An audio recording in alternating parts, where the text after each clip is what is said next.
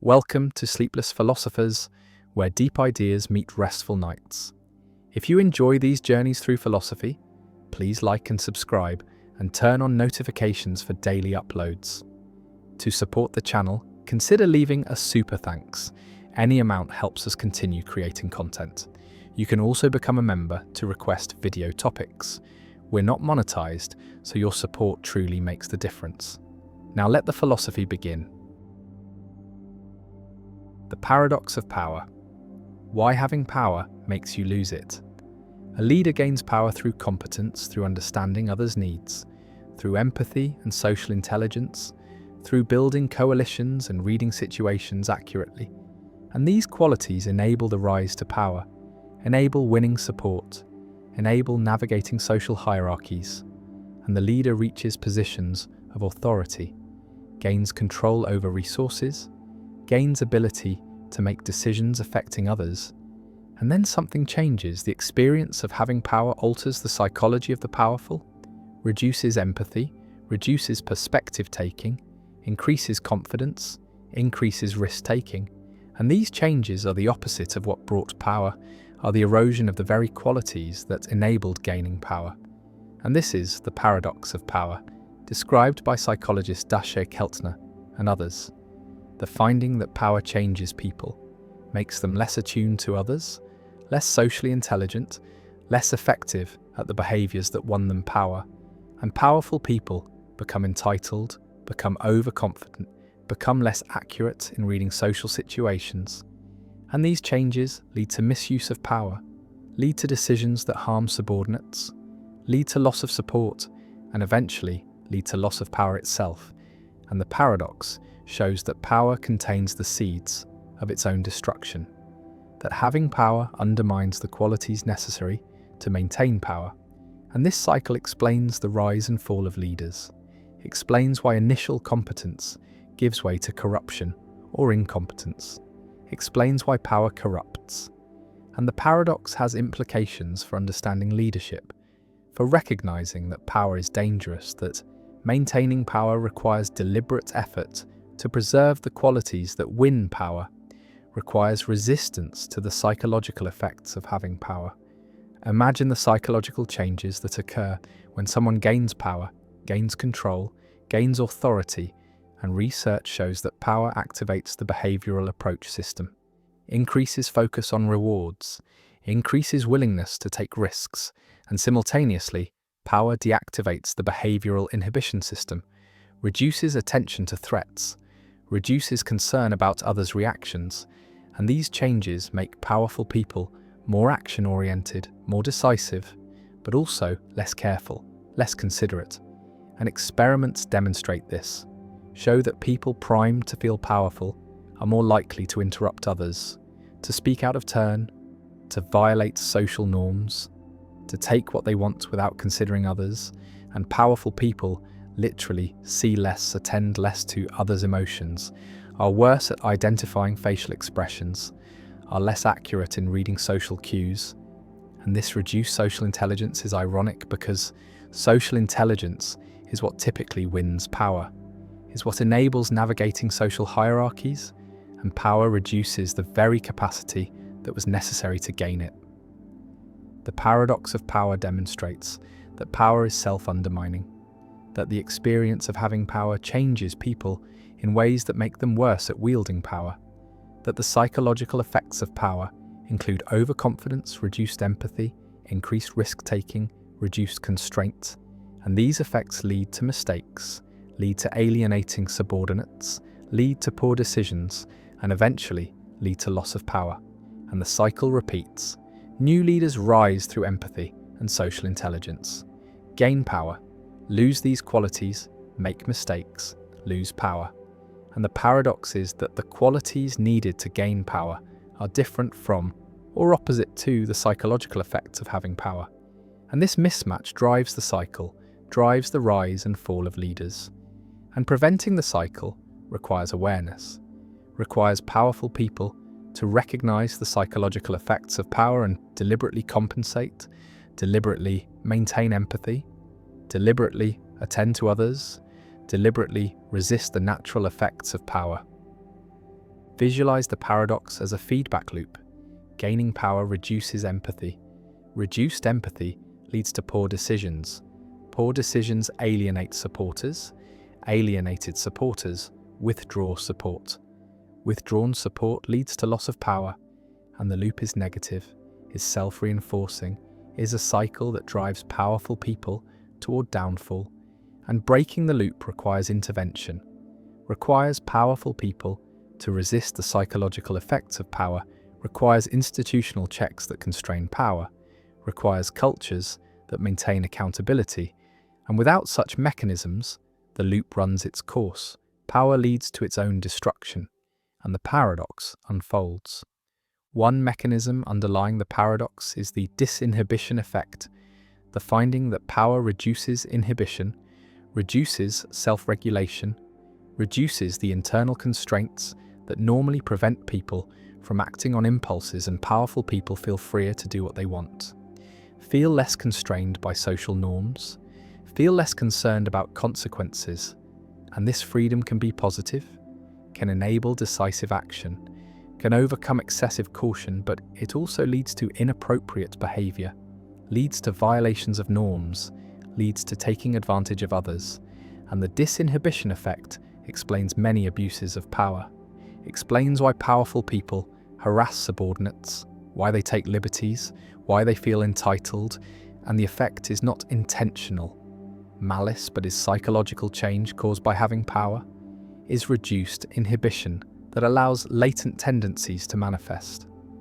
Another mechanism is the decreased perspective taking, the finding that power reduces the ability and motivation to understand others' perspectives, to imagine how situations look from others' viewpoints, and powerful people focus on their own goals, their own needs, and pay less attention to others. And this reduced perspective taking makes powerful people worse at negotiation, worse at building consensus, worse at understanding how their actions affect others, and these deficits undermine effectiveness, undermine leadership, and create the conditions for losing power. And the paradox is complete. Power reduces the social intelligence needed to maintain power. One response to the paradox is institutional design, creating checks on power, creating accountability mechanisms, creating regular reviews or elections that force powerful people to maintain support. And democratic systems embody this, have regular elections that remove leaders who lose support, and corporate boards have review processes. And these institutions mitigate the paradox by making power conditional, by requiring continued demonstration of competence, by preventing the complacency that power breeds. And effective institutions recognize the paradox, recognize that power corrupts, and design around it, create structures that limit the damage caused by the psychological effects of power. Another response is leadership development, training leaders to recognize the paradox, to understand the psychological effects of power, to deliberately maintain empathy and perspective taking. And research shows that awareness helps, that leaders who understand the paradox are better at resisting its effects, are more likely to maintain the qualities that won them power. And leadership training increasingly includes content about the psychology of power, about the importance of humility, about the need to deliberately attend to others despite the psychological pull towards self-focus. And this training aims to break the cycle, aims to help powerful people resist the natural effects of power. A third response is cultural, creating organizational cultures that value empathy, that reward perspective taking, that punish abuse of power. And some organizations succeed at this, create environments where power does not corrupt, where leaders remain accountable, remain connected to subordinates. And these cultures require work, require deliberate effort to maintain, require norms that constrain power, that make abuse costly, and they require exemplars, require leaders who model healthy use of power, who demonstrate that power can be wielded without corruption. And these cultural interventions show that the paradox is not inevitable, is not deterministic, but can be managed through collective effort. the paradox also connects to ancient wisdom, to the recognition across cultures and eras that power corrupts, that absolute power corrupts absolutely, that leaders must guard against the temptations of power, and philosophers from Plato to Confucius recognized the paradox, recognized that power changes people, and their advice remains relevant, remains a warning that power is dangerous, that vigilance is necessary, that humility is essential, and the paradox of power shows that this ancient wisdom is psychologically accurate, is confirmed by modern research, is not merely moral preaching, but is description of how power actually affects people.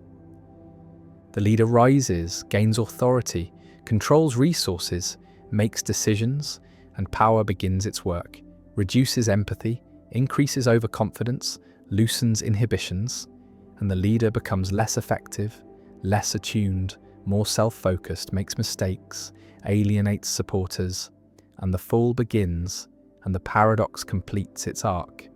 Power undermines itself.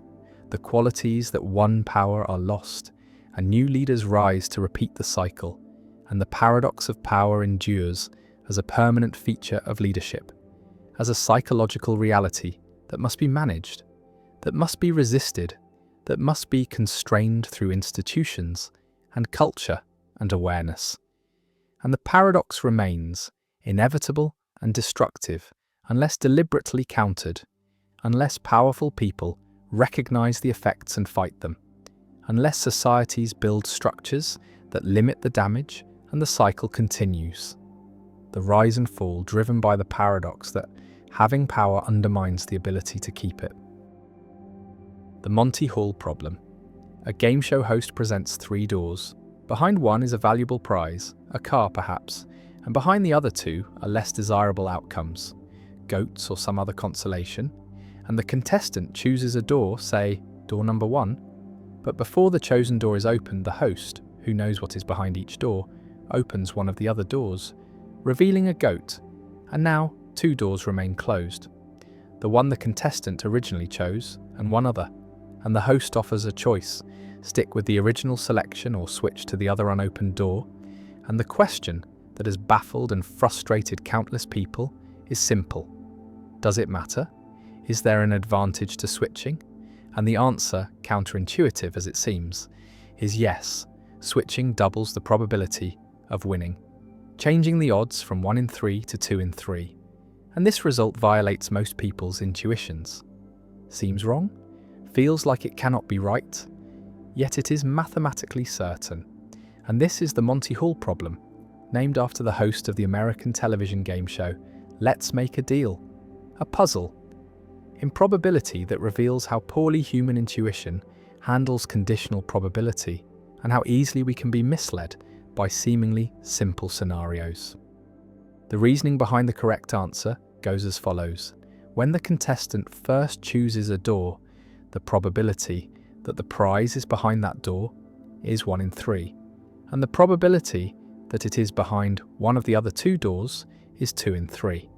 And this much is uncontroversial. But when the host opens one of the other doors and reveals a goat, showing that the prize is not behind that door, the probabilities do not redistribute evenly among the remaining doors.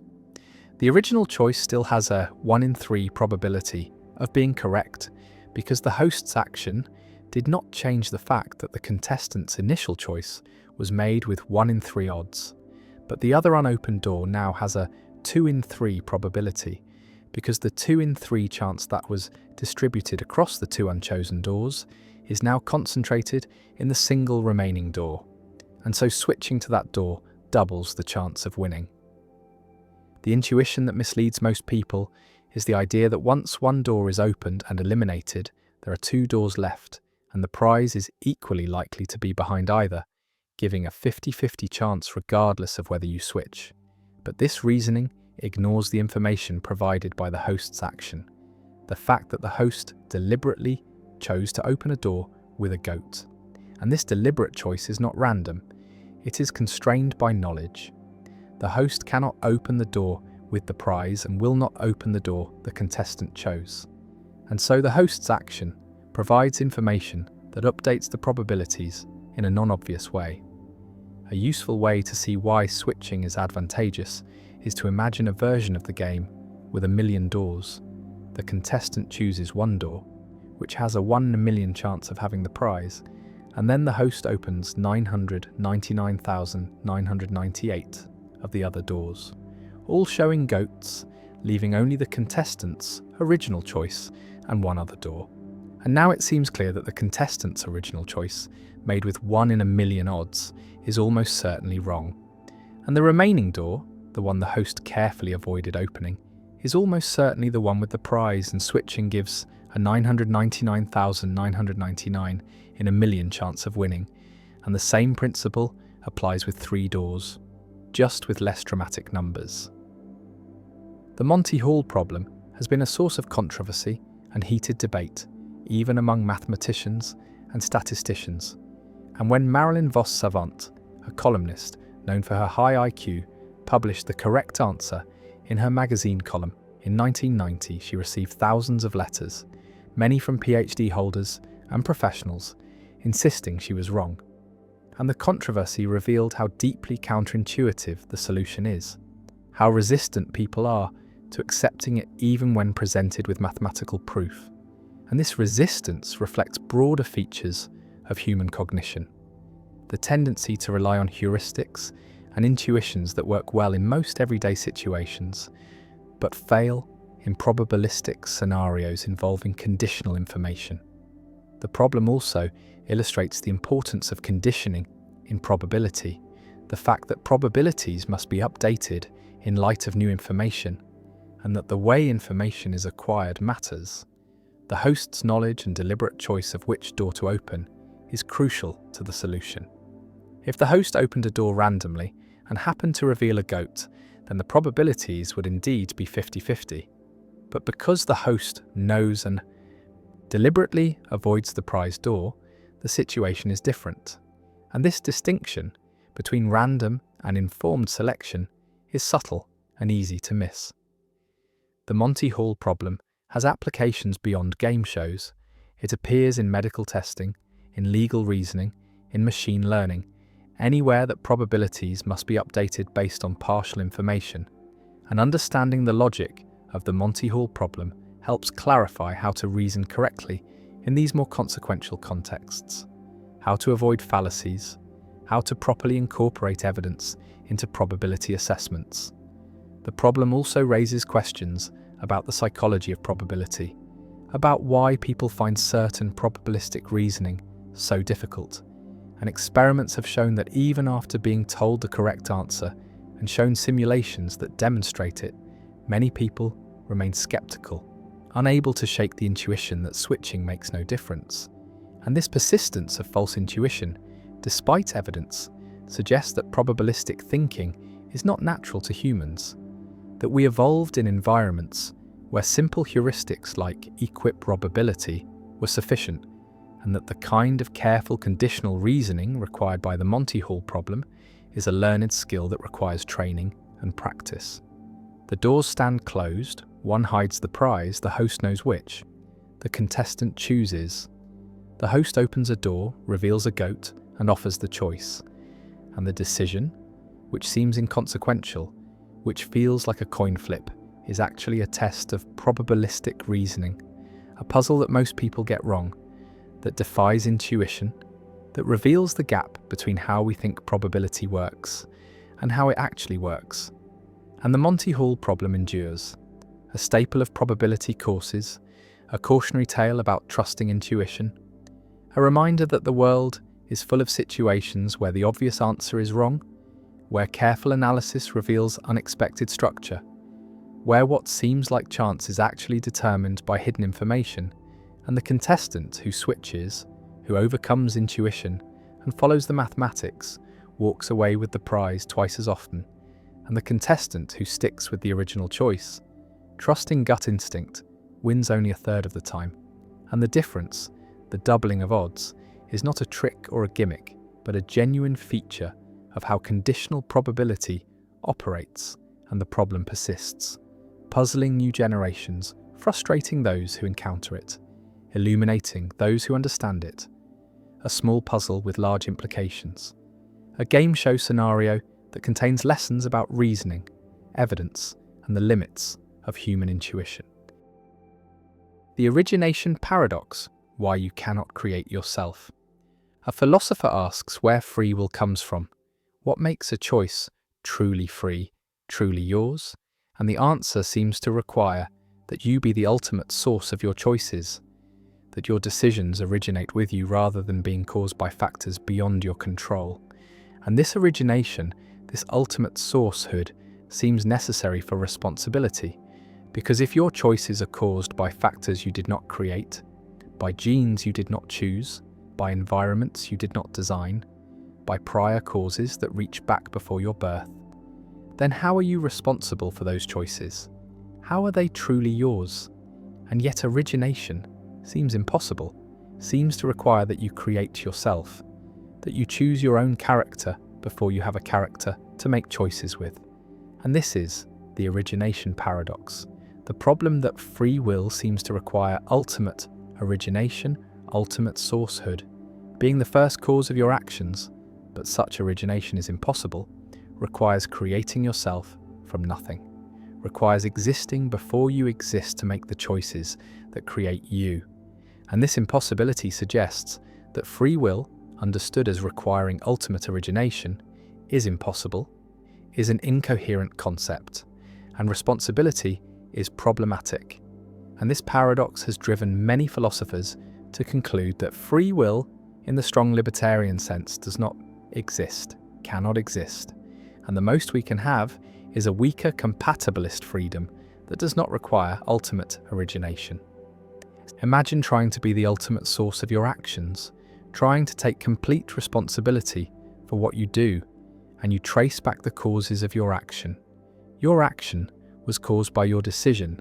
Your decision was caused by your desires and beliefs. Your desires and beliefs were caused by your experiences and your innate psychology. Your innate psychology was caused by your genes and early development. Your genes were caused by your parents, and the causal chain extends back before your existence. And at no point in this chain did you create the causes. At no point did you originate the factors that shaped you. And so you are not the ultimate source of your actions. You are a link in a causal chain that extends beyond you. And if responsibility requires ultimate origination, then you are not responsible because you did not originate yourself, did not create the character from which your choices flow. The origination paradox can be stated as an impossibility argument. To be ultimately responsible for an action, you must be ultimately responsible for how you are, for your character, your values, your psychology, because your action flows from how you are, and to be ultimately responsible for how you are. You must have chosen to be that way, but to choose to be a certain way, you must already have some character, some values, some psychology to make the choice with, and this prior character must itself have been chosen if you are to be ultimately responsible for it. And this leads to an infinite regress. You must have chosen your character. Before choosing your character, must have existed before you existed to create yourself. And this is impossible. And so ultimate responsibility, ultimate origination is impossible. And if free will requires it, then free will is impossible. Visualize the regress to be responsible for action. A, you must be responsible for character C that caused A, and to be responsible for C, you must be responsible for earlier character CE that caused C, and to be responsible for C, you must be responsible for even earlier character C, and so on infinitely. And the regress cannot be completed, cannot be grounded, because there is no first character that you chose, no original act of self-creation. And so the chain of responsibility has no beginning, hangs unsupported, and ultimate responsibility collapses. And with it collapses free will understood as requiring ultimate origination. This argument, developed by Galen Strawson and others, is meant to show that libertarian free will understood as requiring ultimate sourcehood, is impossible, is incoherent. And this drives the debate toward compatibilism, toward the view that free will does not require ultimate origination, but only requires that actions flow from the agent's own psychology, from their desires and values, even if those desires and values were themselves caused by factors beyond the agent's control. And compatibilism avoids the origination paradox by weakening the requirements for freedom, by denying that ultimate origination is necessary. One response to the origination paradox accepts it, accepts that ultimate responsibility is impossible, and embraces the conclusion that no one is truly responsible in the ultimate sense. And this view, sometimes called hard incompatibilism, denies both that we have libertarian free will and that compatibilist freedom is sufficient for genuine responsibility. And moral responsibility is an illusion, is a concept that cannot be sustained once we recognize the impossibility of ultimate origination, and we should replace responsibility with other concepts, with forward-looking considerations about consequences and prevention rather than backward-looking considerations about desert and blame. Another response argues that ultimate origination is not necessary for responsibility, that responsibility requires only proximate origination, being the proximate cause of action, the immediate source. And as long as your action flows from your own deliberation, your own character, you are responsible, even if your character was shaped by prior causes, even if you are not the ultimate source. And proximate origination is sufficient for the kind of responsibility that matters for ethics and law. And the origination paradox shows only that ultimate responsibility is impossible, not that ordinary responsibility is impossible, and we should not let the impossible standard of ultimate origination undermine the possible standard of proximate origination. A third response from agent causation theories argues that persons are uncaused causes, are agents who can initiate causal chains without being caused to initiate them. And agent causation is a special kind of causation, different from event causation, where events cause events and agents, as substances have the power to cause events without being caused to exercise that power. And this avoids the regress because the agent does not need to cause themselves, does not need prior character to act, but can act directly as an uncaused cause. And this preserves ultimate origination by making agents first causes. But critics argue that agent causation is mysterious, unexplained, involves a kind of causation that seems inconsistent with naturalism, seems like magic, and the theory creates more problems than it solves. The origination paradox also connects to debates about moral luck, about whether we can be responsible for factors beyond our control, because the paradox shows that if we trace back far enough, everything is beyond our control, everything is luck, is the product of factors we did not choose, and if we cannot be responsible for luck, then we cannot be responsible for anything. And this conclusion, while following from the paradox, seems too extreme, seems to eliminate responsibility entirely. And this drives some philosophers to accept moral luck, to accept that we can be responsible for actions that depend on factors beyond our control.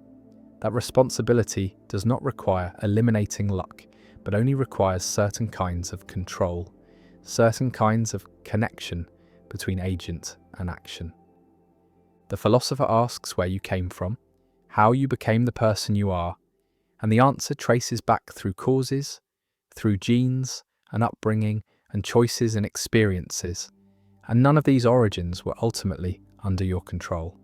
None were self-created, and so you are not self-caused, are not self-created, are not the ultimate origination of yourself. And if responsibility requires self-creation, then you are not responsible, and the origination paradox stands as a permanent challenge to libertarian theories of free will, shows that ultimate origination is impossible, shows that we cannot be the uncaused first causes of ourselves, and whether this impossibility undermines all responsibility or only ultimate responsibility remains contested, and the paradox persists, a challenge to the idea that we are truly the authors of our actions, truly the originators of our choices, and the causal chain extends back, and you stand in the middle, caused by the past, causing the future, and where you came from. Who created you? The answer is no one.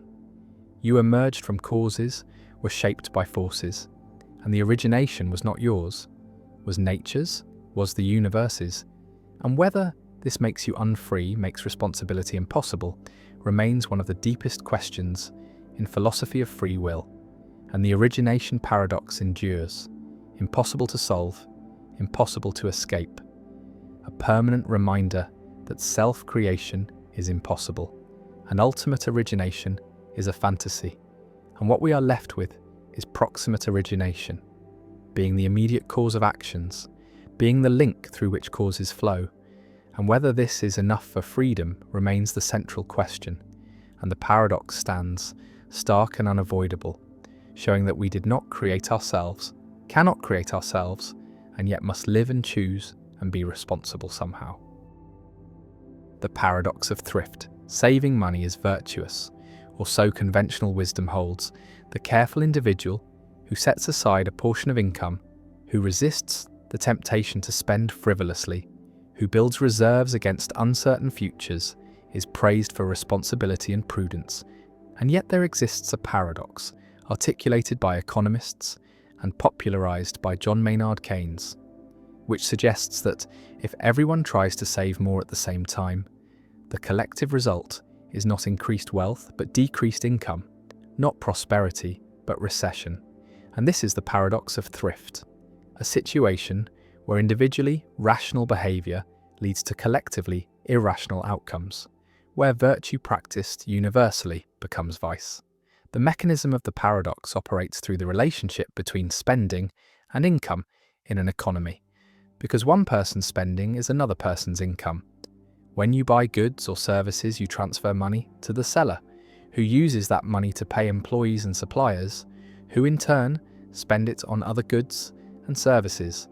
And this circular flow of spending sustains employment and production.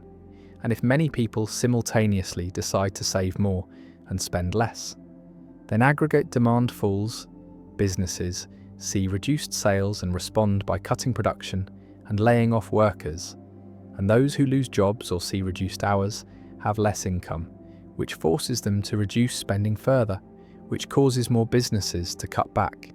And this feedback loop drives the economy into recession, and in the recession, people earn less income, which means that despite their desire to save more, they may end up saving the same amount or even less than before, because their incomes have fallen, and so the collective attempt to increase savings fails. Defeated by the macroeconomic dynamics it sets in motion. The paradox challenges the microeconomic intuition that saving is always beneficial, that thrift is a virtue without qualification, and it reveals a divergence between individual rationality and collective welfare, a situation where what is good for each person taken separately is bad for everyone taken together. And this kind of divergence appears throughout economics, in the tragedy of the commons where individual overuse of shared resources leads to collective depletion, in the prisoner's dilemma where individual defection leads to mutually harmful outcomes, and in coordination failures where the inability to synchronize actions produces inefficiency. Keynes used the paradox of thrift to argue for government intervention during economic downturns, suggesting that when private sector spending collapses, the government should step in and increase public spending, running deficits if necessary to maintain aggregate demand and prevent the economy from spiraling into depression. And this idea became a cornerstone of Keynesian economics, influencing policy responses to recessions for decades, though it remains controversial, with critics arguing that government spending is inefficient, that deficits impose costs on future generations, that markets are self-correcting and will eventually restore full employment without intervention, and that the paradox of thrift does not apply in the long run because savings finance investment, which increases productive capacity and future income.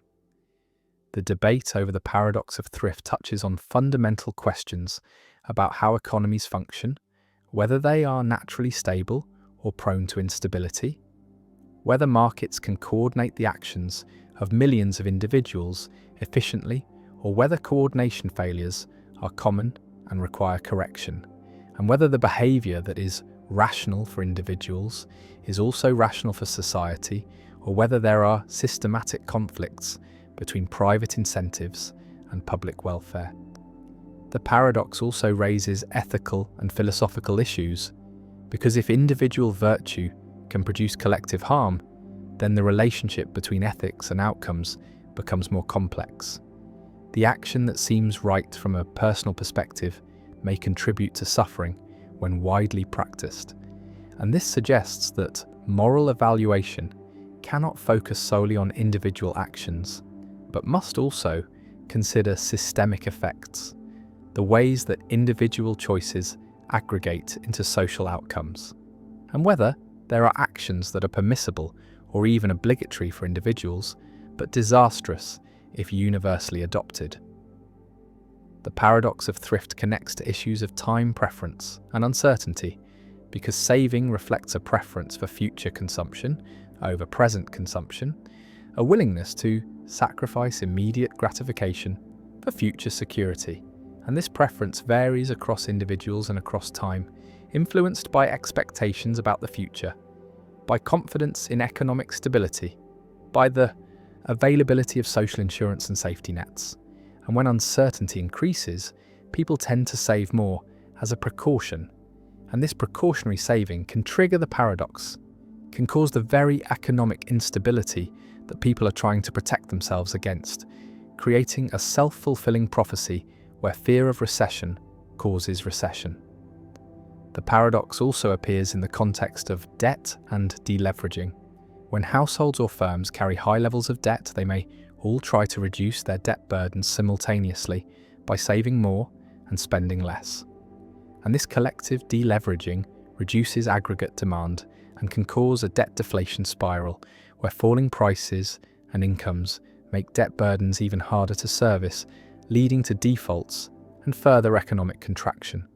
And this dynamic was central to the Great Depression of the 1930s and the financial crisis of 2008, periods when the paradox of thrift was not merely a theoretical curiosity, but a lived reality affecting millions of people.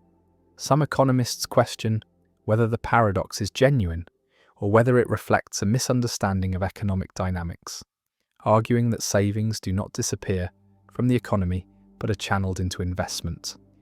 That when people save more, banks have more funds to lend to businesses for productive investments, and these investments create jobs and income, and so in the long run, increased saving leads to increased capital accumulation and higher living standards. And the paradox only appears in the short run, when there is a coordination problem, when the financial system fails to efficiently convert savings into investment, or when there is a liquidity trap where interest rates are already at zero and cannot fall further to stimulate investment. The paradox of thrift remains a central concept in macroeconomics, a reminder that economies are complex systems where individual actions interact in non-obvious ways, where feedback loops and emergent properties can produce outcomes that no one intended or desired, and where the aggregation of individual rationality does not necessarily produce collective rationality. And it stands as a challenge to simplistic economic thinking, to the idea that what is good for one is good for all, to the belief that markets automatically harmonize individual interests with social welfare, and it forces recognition that economic policy cannot be based solely on microeconomic principles, that understanding the economy requires attention to aggregate demand, to expectations and confidence, to the circular flow of income and spending, and to the possibility that individually prudent behaviour can, under certain conditions, create collective disaster. And the paradox lingers as a warning that virtue is context-dependent, that actions are not good or bad in themselves, but only in relation to the circumstances in which they occur and the effects they produce, and that the attempt to secure individual futures through increased saving can, paradoxically, undermine those futures by damaging the economy on which everyone depends. The philosophical zombie argument, why consciousness might not come from physics. A creature walks among us that looks exactly like a human being, molecule for molecule identical, atom for atom the same, every neuron firing in the same patterns, every behavior perfectly matched. And this creature speaks as we speak, acts as we act, responds to pain by withdrawing, to beauty by smiling, to loss by crying. And yet inside there is nothing. No subjective experience, no consciousness, no inner light, no feeling of what it is like to be this creature. And this being is called a philosophical zombie, or P-zombie, a thought experiment in philosophy of mind that challenges physicalism, challenges the view that consciousness is nothing more than physical processes, and the zombie argument asks us to imagine such creatures, to consider whether they are conceivable, and if they are conceivable, then they are metaphysically possible, and if they are possible, then consciousness cannot be identical to physical processes, cannot be reduced to brain states, because the zombie has all the physical processes but lacks consciousness. And this shows that consciousness is something extra, something additional to the physical. And this is the philosophical zombie argument, deployed by David Chalmers and others to defend property dualism, to argue that subjective experience is not reducible to objective physical facts. And the argument remains one of the most debated arguments in contemporary philosophy of mind. Imagine encountering a zombie, engaging in conversation, watching it navigate the world, and nothing in its behavior betrays the absence of consciousness. It claims to be conscious, describes its experiences in first-person terms, acts exactly as a conscious being would act, and the only difference, the only divergence between zombie and human is the inner life, the presence or absence of subjective experience, and the zombie has none, is dark inside, operates purely through physical mechanisms without any accompanying phenomenology, and the argument asks whether such a being is conceivable, whether we can coherently imagine it, and if we can, then consciousness is not necessitated by physical structure, is not entailed by brain processes, and physicalism fails, and some form of dualism must be true. The argument can be stated formally as follows: it is conceivable that there be zombies, creatures physically identical to humans, but lacking consciousness. If zombies are conceivable, then they are metaphysically possible. If zombies are metaphysically possible, then consciousness is not identical to physical processes. Therefore, consciousness is not identical to physical processes. And this conclusion challenges materialism, challenges the view that everything is physical, that mental states are brain states, and forces recognition of an explanatory gap, a gap between physical facts and phenomenal facts that cannot be bridged by physical explanation alone. Visualize two worlds. One is our world, filled with conscious beings who have inner lives, who experience redness and pain and joy, and the other is zombie world, physically identical. Every particle in the same position, every force acting identically, but lacking consciousness. All beings are zombies, and the question is whether zombie world is possible, whether it is a coherent scenario, and Chalmers argues that it is, that we can conceive of such a world without contradiction, and this conceivability establishes possibility, and possibility refutes physicalism, shows that physical facts do not exhaust all facts, that there are phenomenal facts that are additional to physical facts. Physicalists respond to the zombie argument in multiple ways. The most direct response denies that zombies are conceivable, argues that the apparent conceivability is illusory, that we think we can imagine zombies because we are not thinking carefully enough, not considering all the implications, and that when we try to fill in the details, try to specify exactly how a zombie would work, contradictions emerge, and zombies turn out to be impossible after all. And this response requires showing that consciousness is entailed by physical structure, that given the right physical organization, consciousness must arise. And this is the hard part, explaining why and how physical processes necessitate consciousness. Another response accepts that zombies are conceivable, but denies that conceivability implies possibility, argues that there is a gap between what we can imagine and what is actually possible, that conceivability is an epistemic notion about what seems possible to us, while possibility is a metaphysical notion about what could actually be. And these can come apart. We can conceive of things that are actually impossible, like water being something other than H2O. And Kripke's work on necessity and identity supports this, shows that identities, like water is H2O, are necessary, even though we can conceive of their negation. And the same applies to consciousness, is brain process. It might be necessarily true, even though we can conceive of its negation. And so zombies, while conceivable, are not possible, and the zombie argument fails. A third response argues that the zombie argument begs the question, assumes what it sets out to prove, because the claim that zombies are conceivable assumes that consciousness is something separable from physical processes, something that could be absent while physical processes remain. And this assumption is precisely what physicalists deny. And so the argument does not refute physicalism, but merely asserts an alternative view. And physicalists are not obliged to accept the zombie scenario as genuinely conceivable, can reject it as incoherent or question-begging.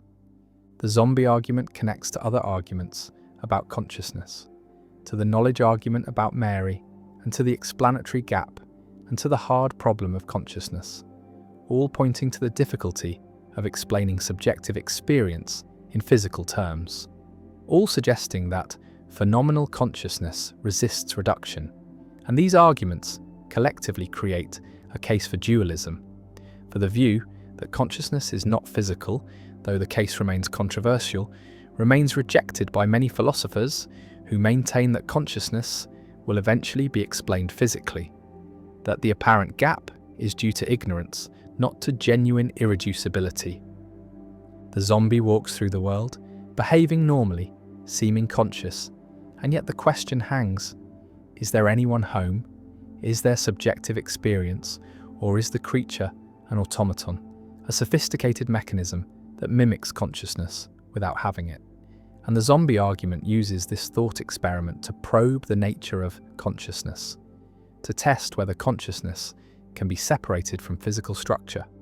And the answer determines whether physicalism is true, whether everything about consciousness can be explained in physical terms, or whether consciousness is something more, something that transcends the physical. And the zombie remains, conceivable or not, possible or not, a thought experiment that continues to challenge materialist theories of mind, continues to force physicalists to explain how consciousness arises from matter, how subjective experience emerges from objective processes, and the philosophical zombie endures as one of the most vivid and controversial thought experiments in philosophy. A creature that may be impossible, but whose mere conceivability threatens physicalism, whose imagined existence reveals the explanatory gap between brain and mind, between matter and consciousness, and whether zombies could exist remains disputed, remains a test case for theories of consciousness. And the zombie argument persists as a central challenge to the view that science can explain everything, that physical facts exhaust all facts, and that consciousness is nothing more than brain processes arranged in certain ways. The Preface Paradox. An author completes a lengthy scholarly work, a book synthesizing years of research, containing hundreds of individual claims about history, science, or philosophy, and the author has carefully checked each claim, believes each one to be true based on the available evidence, and yet in the preface, the author writes something like this: "Despite my best efforts, I am certain that this book contains errors, that some of the claims I have made are false, and I apologize in advance for any mistakes that careful readers may discover." This acknowledgement is standard, even expected in academic writing, a gesture of intellectual humility, an admission that no human work is perfect. That error is inevitable in any sufficiently complex undertaking, and yet this creates a paradox, because the author believes each individual claim in the book believes that claim 1 is true, that claim 2 is true, that claim 3 is true, and so on for all the claims, and belief is usually thought to be closed under conjunction, meaning that if you believe each of several propositions, then you should believe their conjunction. And so the author should believe that all the claims in the book are true, and yet the author also believes that at least one of the claims is false, that not all of them are true, and these two beliefs are contradictory. And so the author holds contradictory beliefs, and this seems irrational. Yet the author's behaviour seems entirely reasonable. Both the individual beliefs and the belief that some of them are false seem justified. And so the preface paradox reveals a tension between rationality and consistency, between what it is reasonable to believe and what logic says about the relationships between beliefs. The paradox was first articulated clearly by David Mackinson in 1965, though related issues had been discussed earlier, and it challenges the principle that rational belief is closed under conjunction, that if you rationally believe P and rationally believe Q, then you must rationally believe P and Q, because in the preface case, the author rationally believes each claim individually, but rationally believes that their conjunction is false, or at least that the conjunction is likely to contain errors. One response is to reject closure, to argue that rational belief is not closed under conjunction, that it is possible to rationally believe many individual propositions without rationally believing all of them together, especially when the number of propositions is large and the probability that each is true, while high, is less than certainty. Because if each claim has a 99% chance of being true, then a book with 100 claims has only about 37% chance of having all its claims be true, and so it is perfectly rational to believe each claim while doubting that all are true. Another response is to distinguish between degrees of belief, arguing that the author assigns high credence to each individual claim, perhaps 99%, but assigns lower credence to the conjunction of all the claims, and that there is no contradiction here, only a recognition that confidence decreases as the number of independent claims increases. And this response draws on probabilistic or Bayesian approaches to rational belief, where belief comes in degrees rather than being all or nothing, and where the probability of a conjunction is the product of the probabilities of the conjuncts, if they are independent, and so the probability that all claims are true can be much lower than the probability that any particular claim is true. A third response is to argue that the author's belief in the preface, the belief that the book contains errors, is of a different kind than the beliefs in the individual claims, that it is a higher order belief about the author's own fallibility rather than a first order belief about the subject matter of the book, and that there is no direct contradiction between believing that you are generally fallible and believing specific claims, just as there is no contradiction in a weather forecaster believing that their forecasts are occasionally wrong while believing that today's forecast is correct. The preface paradox connects to broader issues in epistemology about the nature of rational belief, the role of evidence, the significance of consistency, and whether it is possible for a rational agent to knowingly hold inconsistent beliefs.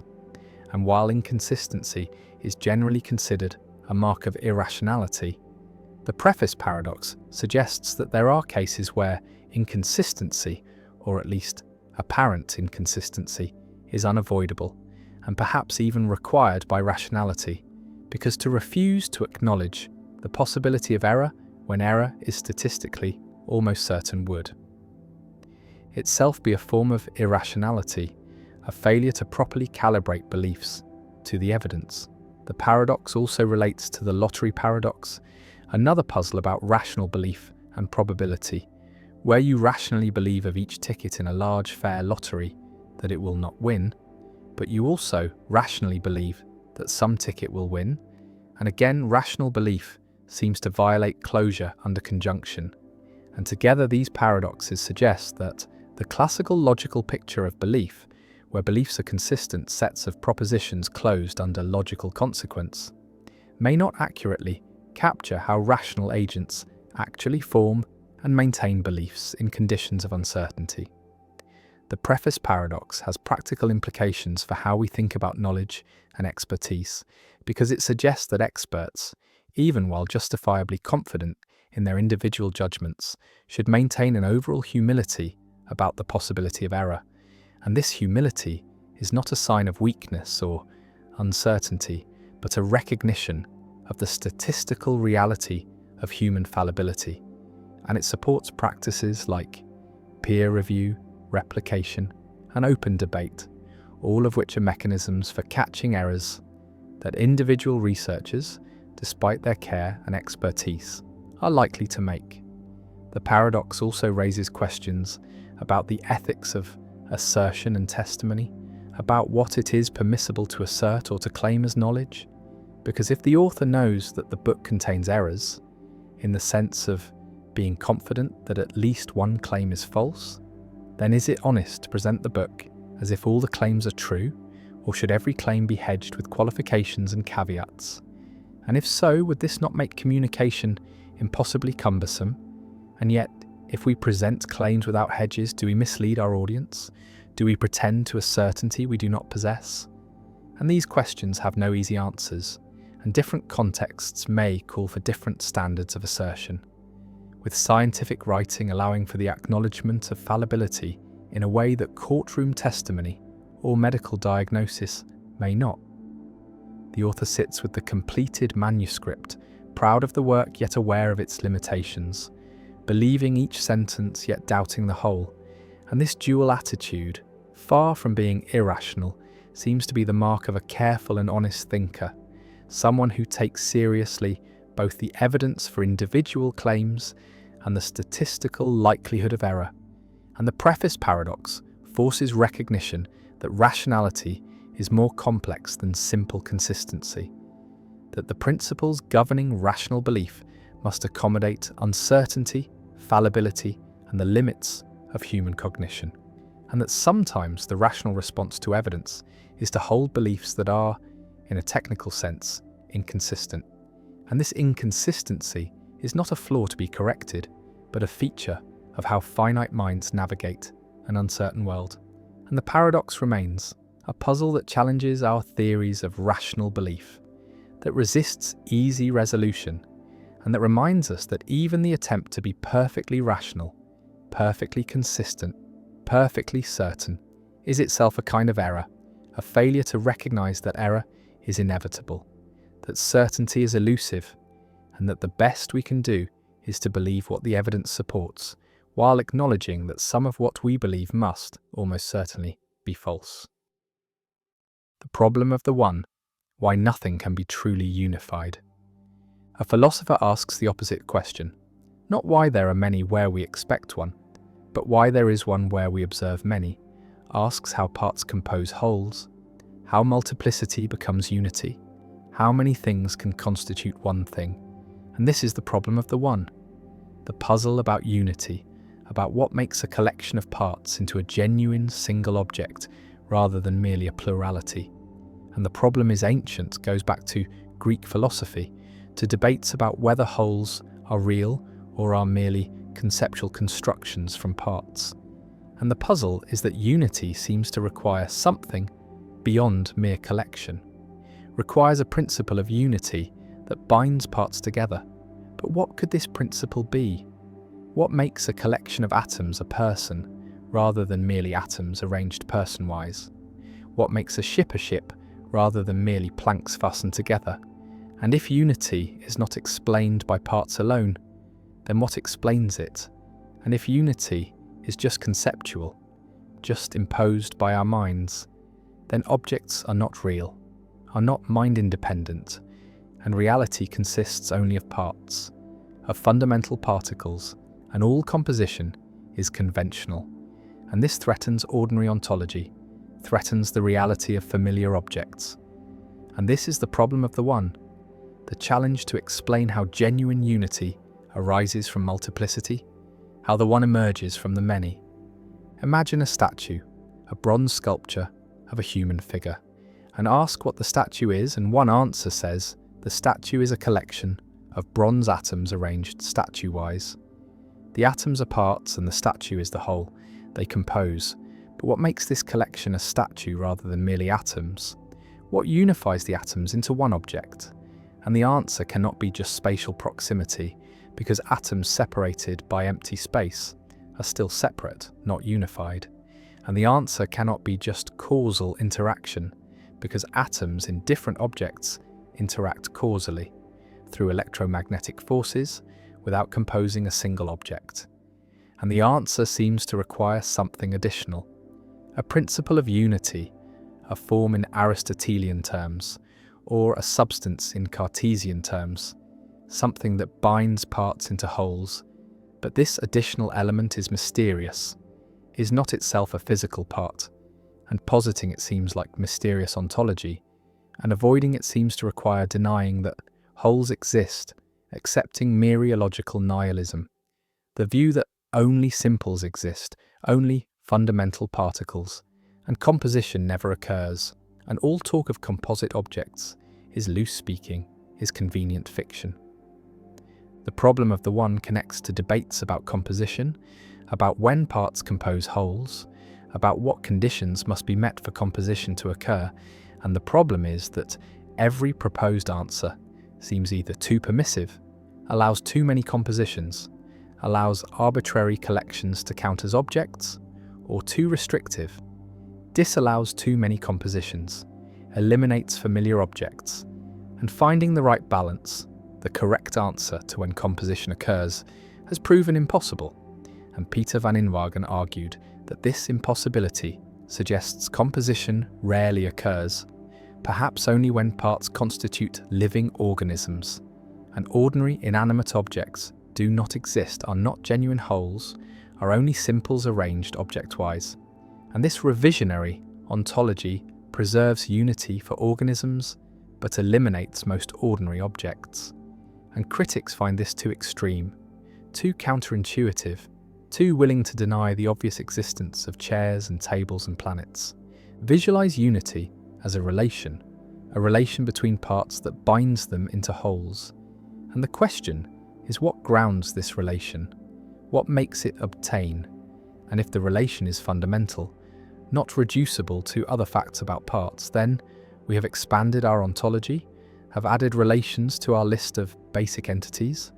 And if the relation is reducible, is just parts having certain properties, or standing in certain spatial or causal relations, then we can eliminate talk of wholes, can replace it with talk of parts and their relations. And the whole is not an additional entity, but is just the parts and relations described collectively. And this eliminativist approach solves the problem of the one by denying that unified wholes exist, accepting that only parts exist and unity is conceptual, is our way of organizing parts into groups. And objects are not discovered but constructed by our practices of grouping and naming. One response to the problem of the one embraces mereological universalism, argues that any parts whatsoever compose a whole, that composition always occurs, that for any collection of objects, no matter how disparate, there is a further object that they compose.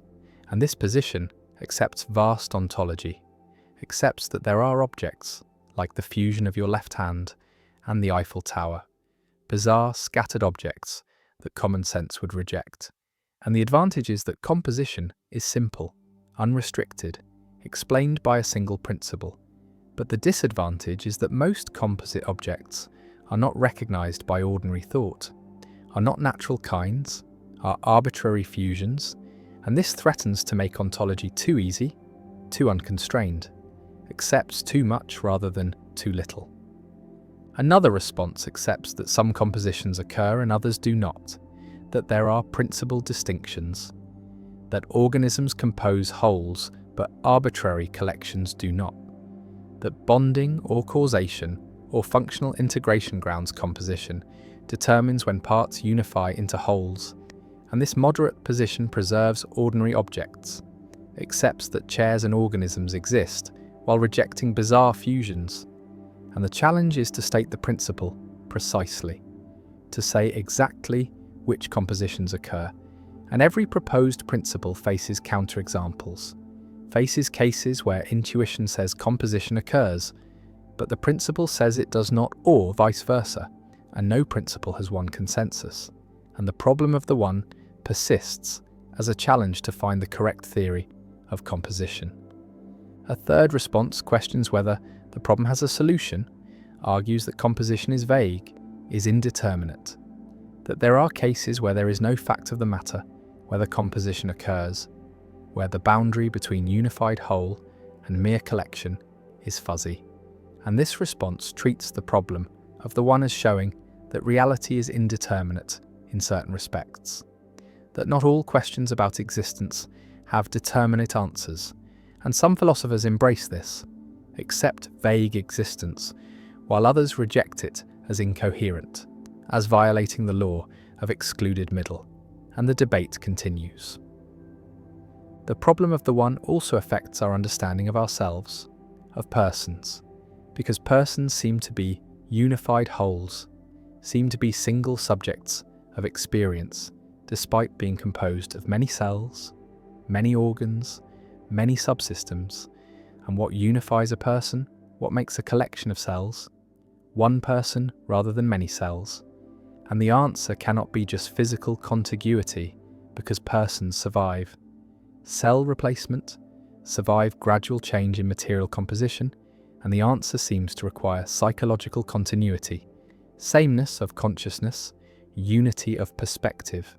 But these are not physical properties, are not features of cells, and so persons might not be physical objects, might be non-physical entities that somehow relate to bodies, and this threatens materialism, threatens the view that persons are nothing over and above their physical parts. And the problem of the one for persons remains unsolved, remains a challenge for theories of personal identity. The statue stands, one or many, unified or merely assembled, and the person exists, one subject or many cells, and the problem of the one persists, asking how unity arises, how the many become one, how parts compose wholes, and no answer fully satisfies.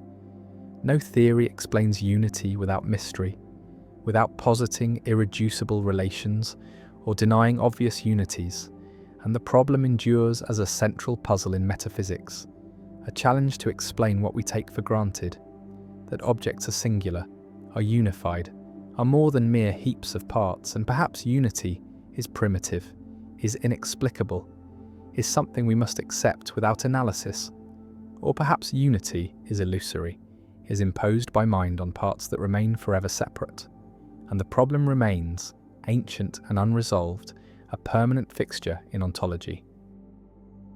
The repugnant conclusion, why creating billions of barely happy people seems better.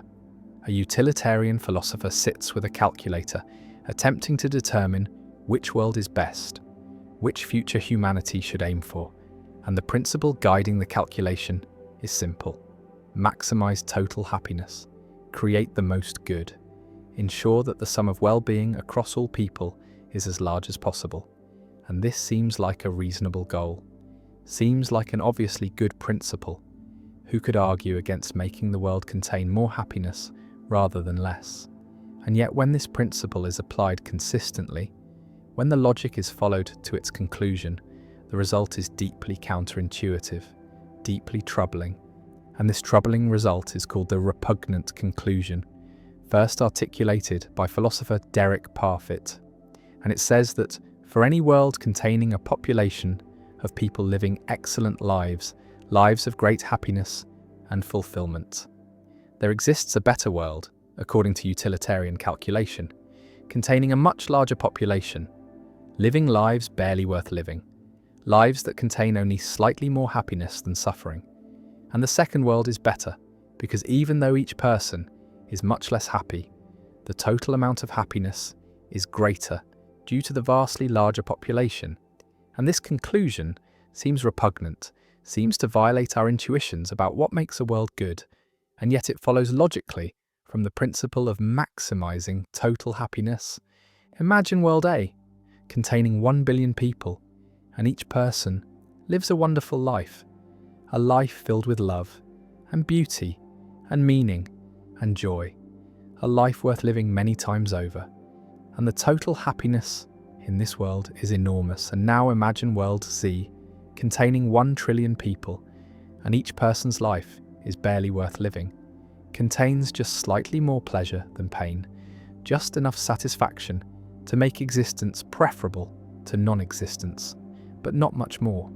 No deep relationships, no profound experiences, just a thin layer of positive feeling spread across a vast multitude.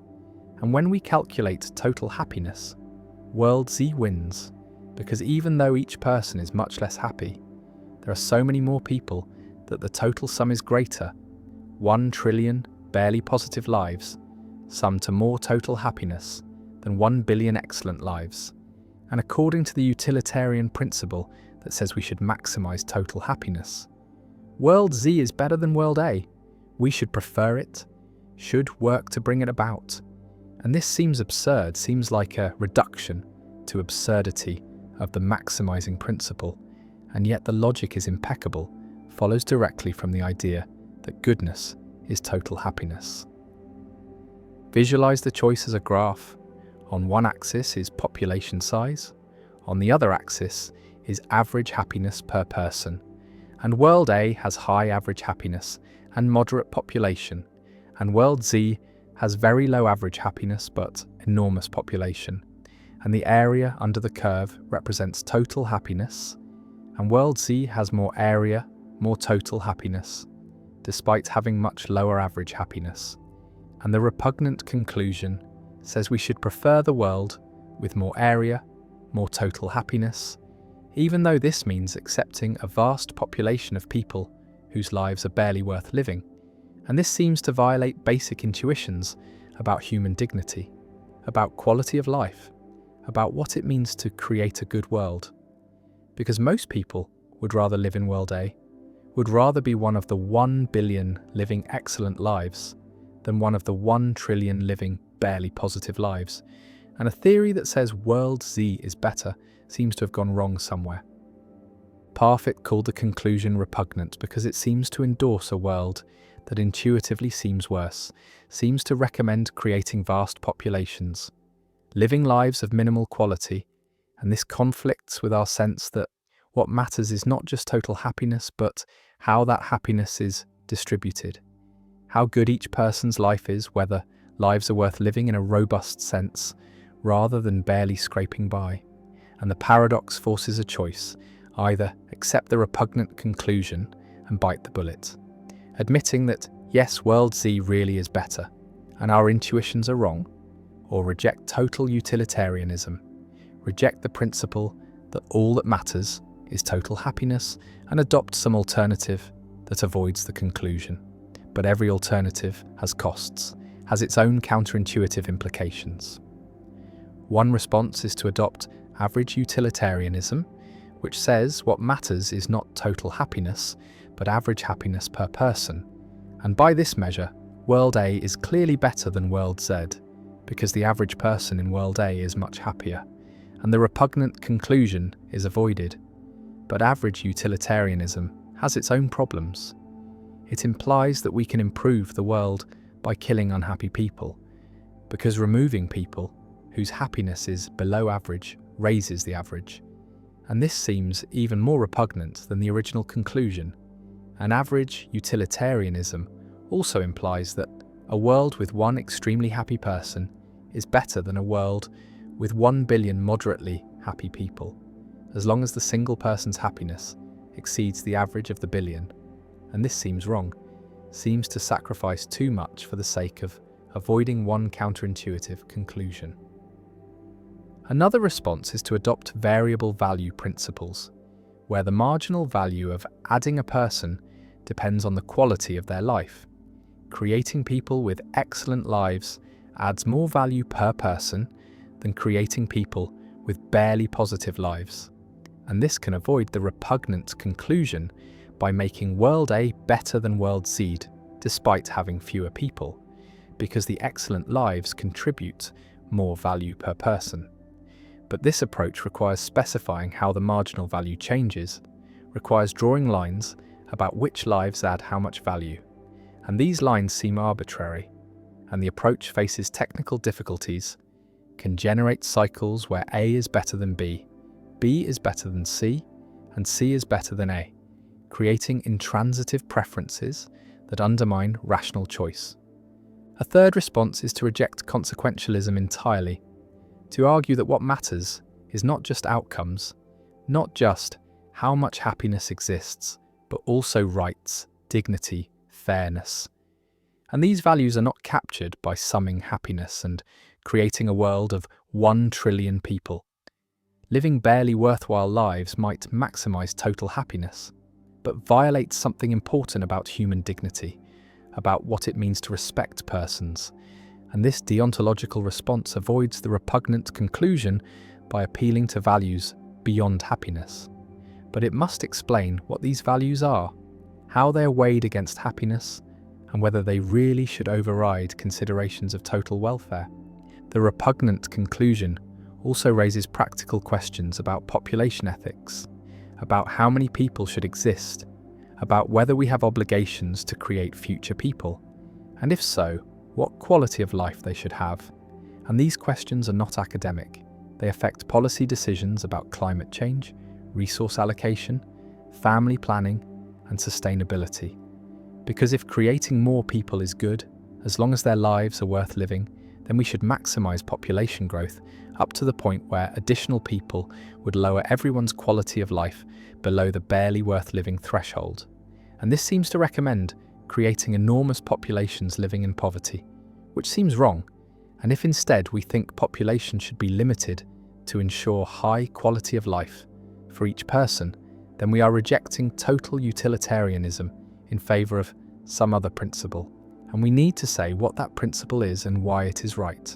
Parfit himself was troubled by the repugnant conclusion, spent decades trying to find a population ethic that avoided it while remaining plausible, and he proposed various principles, but none fully satisfied him. And he concluded that population ethics is one of the hardest problems in moral philosophy, a domain where all theories seem to have deeply counterintuitive implications, and perhaps there is no fully satisfactory answer, no principle that aligns with all our intuitions, and we must choose which intuitions to preserve and which to sacrifice. And this choosing is itself a moral judgment, requires deciding what values are most important, and different people will make different choices based on different weights. They give to total happiness versus average happiness versus rights versus dignity. The calculator sits on the desk. The numbers are clear. World Z has more total happiness than World A. The calculation is not in doubt.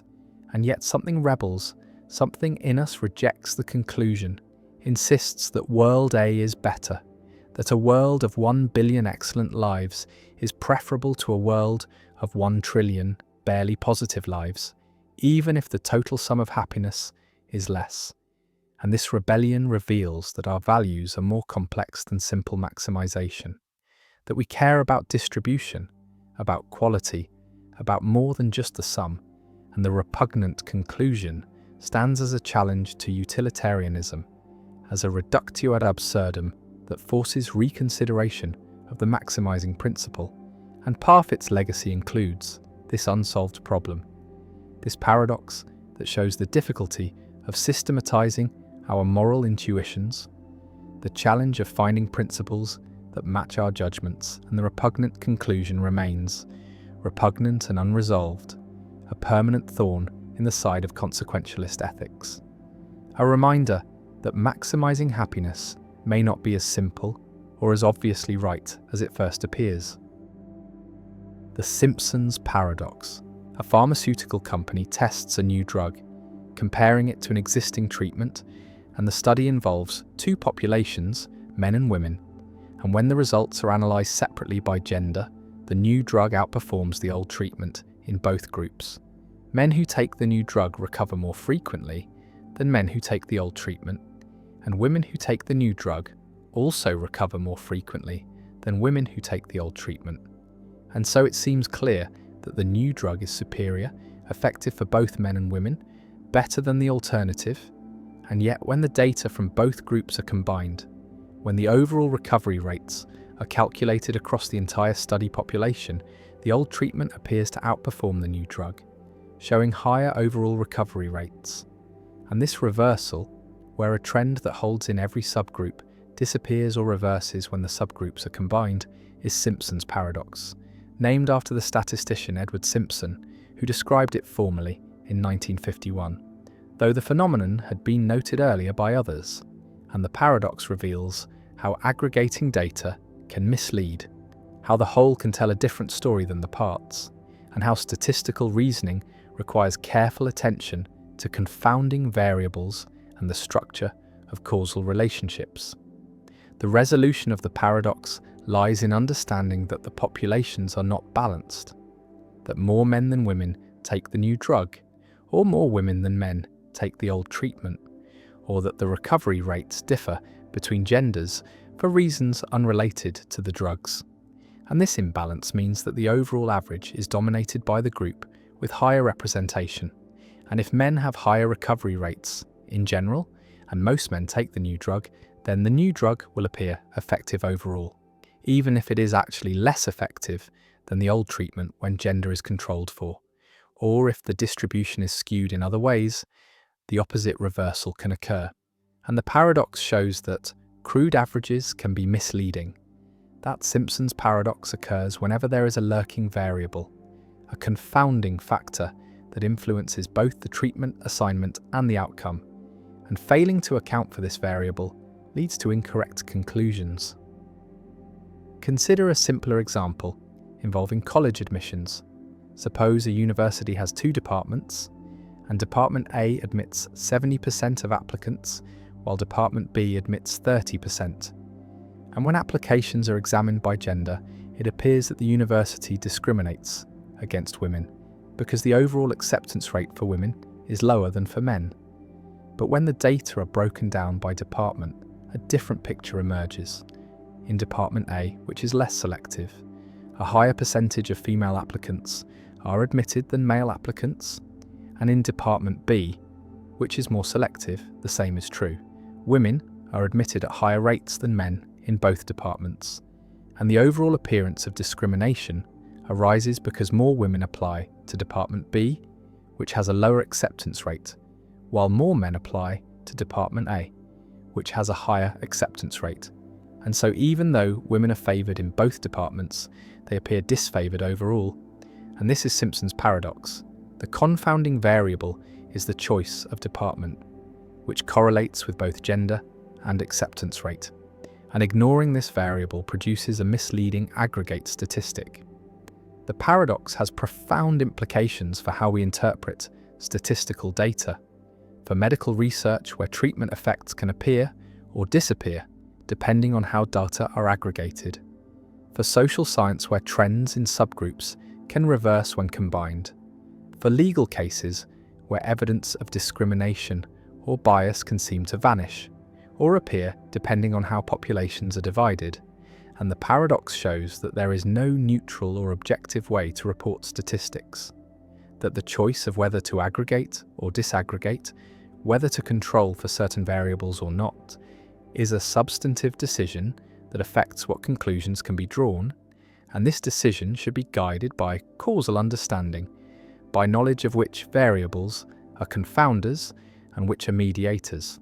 And this knowledge cannot be derived from the statistics alone, but requires background theory, domain expertise, and careful thinking about causal structure.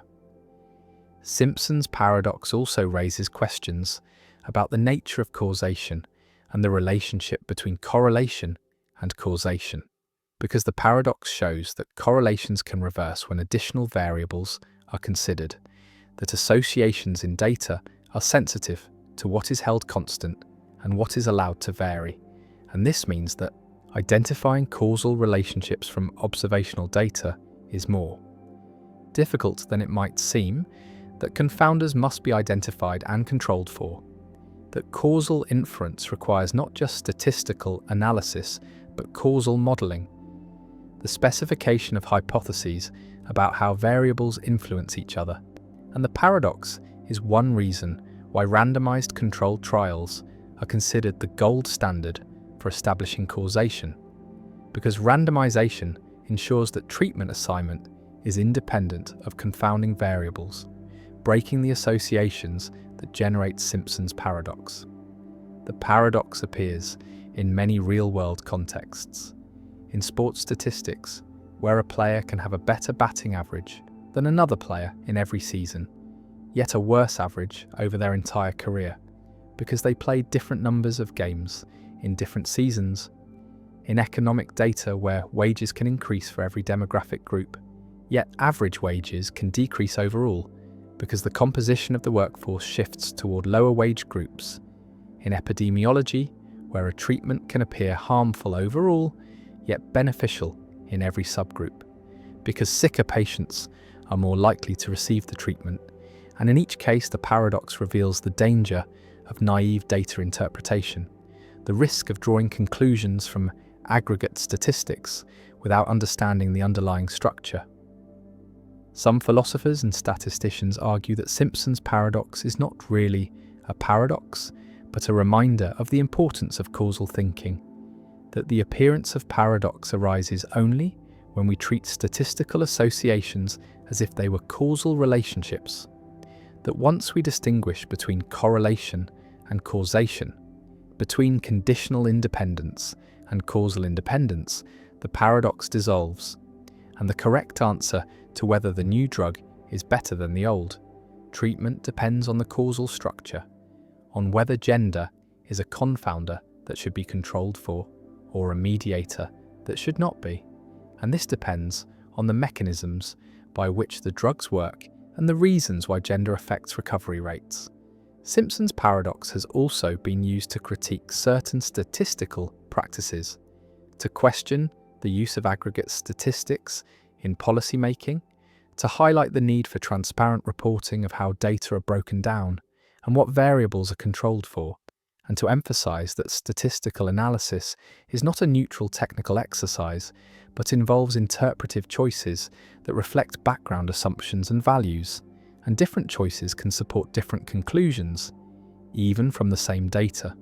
And this does not mean that statistics are arbitrary or that all interpretations are equally valid, but it does mean that statistical reasoning requires judgment, requires thinking about causal mechanisms, requires transparency about methods, and requires humility about the limits of what data alone can tell us.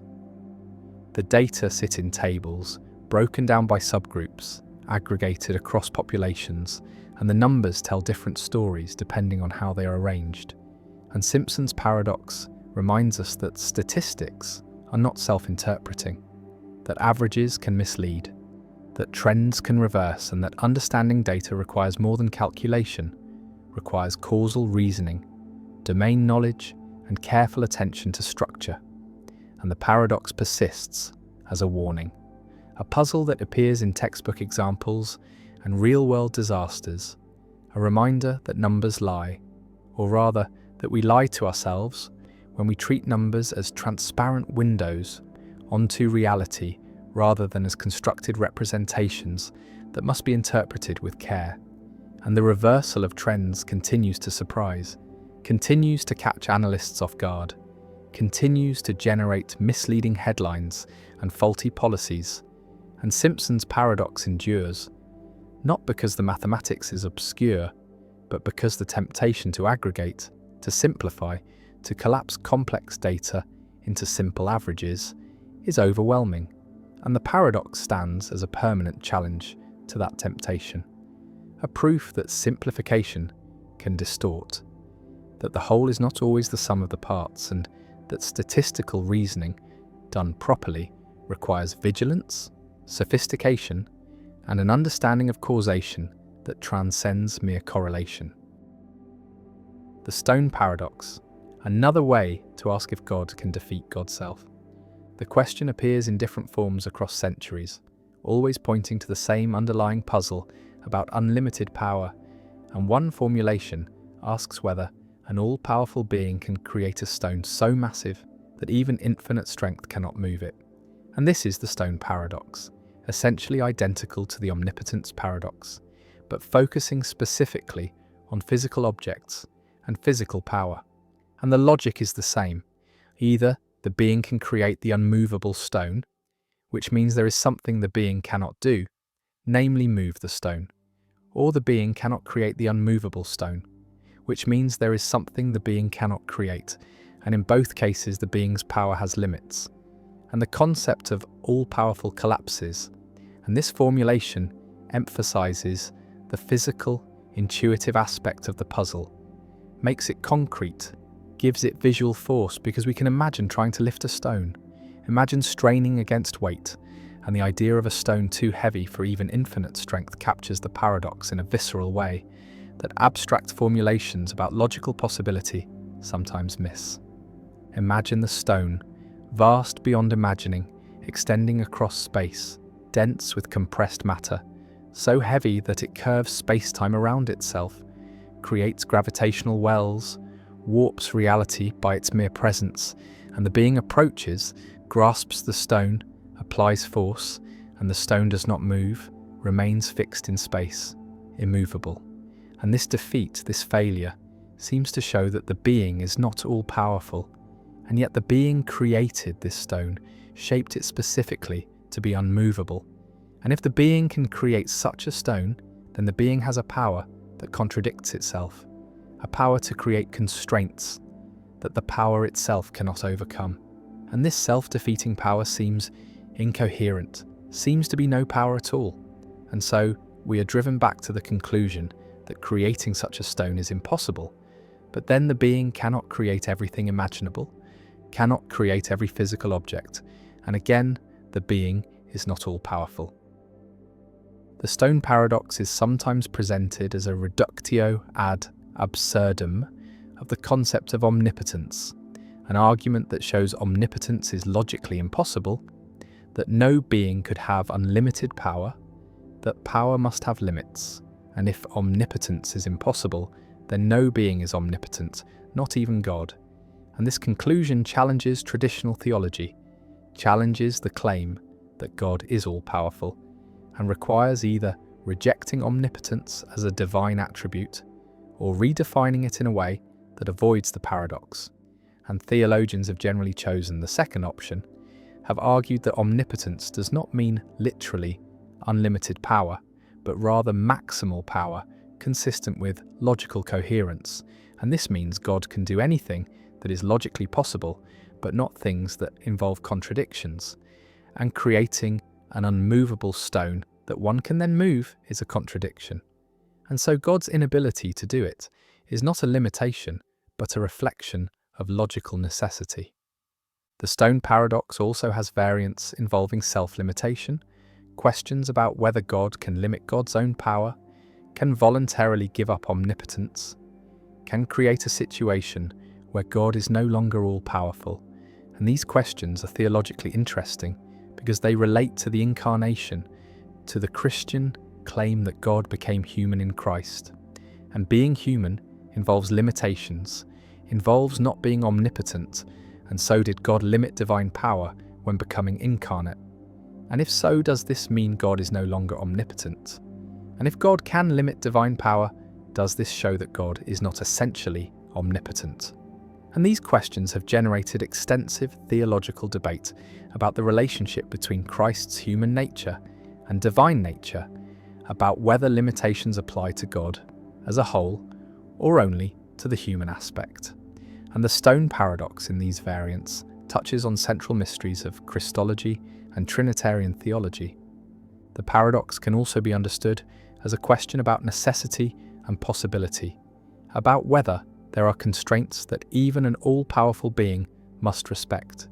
And the response that God cannot do logically impossible things is a claim that logical necessity is more fundamental than power, that even God cannot violate logic.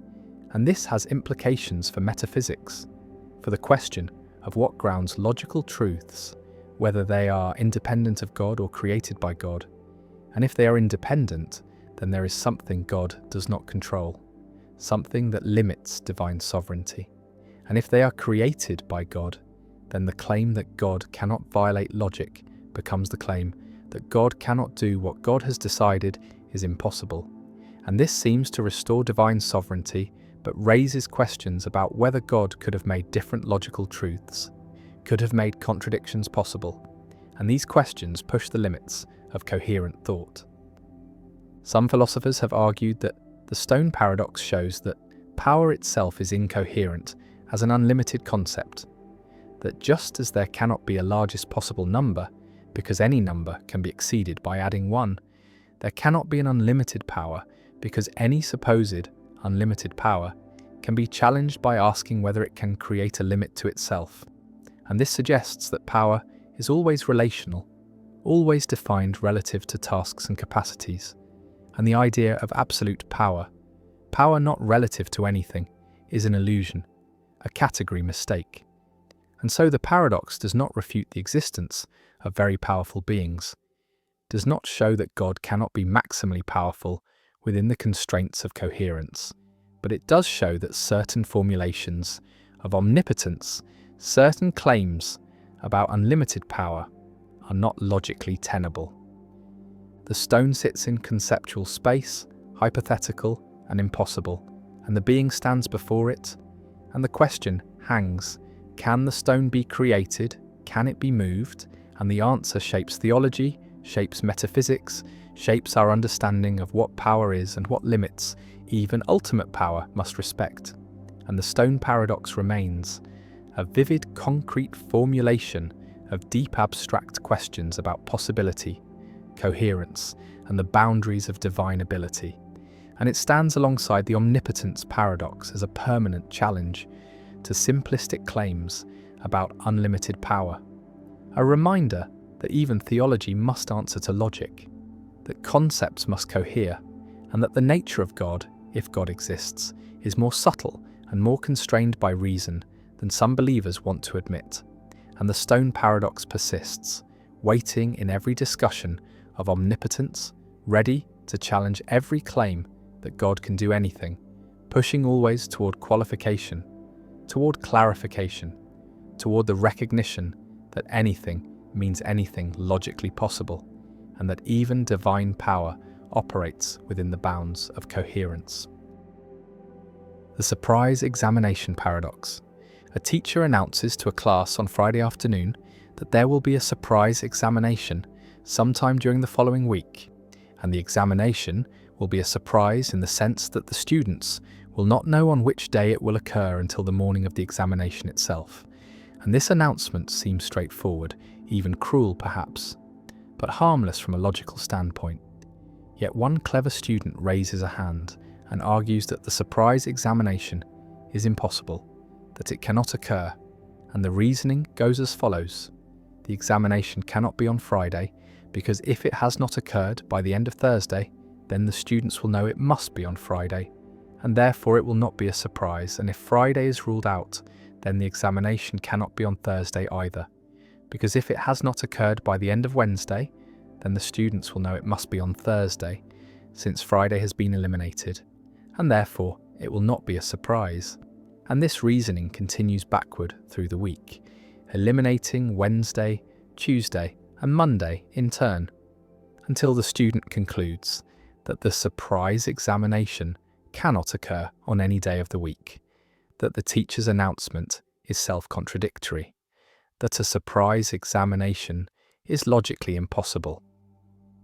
The class relaxes, confident in this reasoning, and then on Wednesday morning the teacher administers the examination, and the students are indeed surprised, and this outcome seems to vindicate the teacher and refute the student's argument. Yet the student's reasoning appeared sound. Each step seemed to follow logically from the previous one, and so a paradox emerges. The surprise examination both is and is not possible. The student's proof that it cannot occur is seemingly valid, yet the examination does occur and is genuinely surprising, and philosophers and logicians have puzzled over this paradox for decades, proposing various resolutions but reaching no consensus. One approach is to question what surprise means, to argue that the student's reasoning equivocates between different senses of surprise or knowledge, that ruling out Friday does not give the students the kind of knowledge that would make Thursday non-surprising, because the teacher could change plans, could decide not to give an examination at all, could be mistaken about the week. And so even if the students can deduce that the examination must be on Thursday if it occurs that week, they do not know with certainty that it will occur, and this residual uncertainty preserves the possibility of surprise. Another approach focuses on the self-referential nature of the announcement, arguing that the student's reasoning involves a kind of paradox of self-reference, similar to the liar paradox, because the teacher's announcement refers to the student's knowledge state, claiming that they will not know when the examination occurs, and the student's reasoning attempts to derive knowledge about the examination from the announcement itself, creating a loop where the truth of the announcement depends on whether the students believe it, and this loop generates instability, making it impossible to consistently assign truth values to the claims involved. Still another approach suggests that the student's backward induction reasoning is flawed, that while it is true that the examination cannot be on Friday, if the students know this in advance, the elimination of Friday does not straightforwardly imply that Thursday can also be eliminated, because the reasoning that rules out Thursday depends on the students believing that Friday is ruled out. But if the examination could in fact occur on Friday, despite the reasoning, then the entire chain of deductions collapses. And this highlights a problem with self-fulfilling or self-defeating prophecies, situations where believing a conclusion affects whether the conclusion is true. The surprise examination paradox also connects to issues in epistemic logic, the formal study of knowledge and belief, because the paradox involves nested levels of knowledge. The teacher knows that the students do not know when the examination will occur, the students know that the teacher knows this, and so on, and reasoning about such nested knowledge structures is notoriously tricky, prone to paradoxes and fallacies, and formal epistemic logic provides tools for analysing these structures, but also reveals their complexity and the ease with which intuitive reasoning can go astray. The paradox has applications beyond the classroom, appearing in game theory and strategic reasoning, where players must reason about what other players know and believe, and where backward induction arguments, similar to the student's reasoning, are used to solve sequential games. But these arguments can lead to counterintuitive results, situations where seemingly sound reasoning produces predictions that are violated in practice, and the surprise examination paradox serves as a cautionary tale about the limits of such reasoning.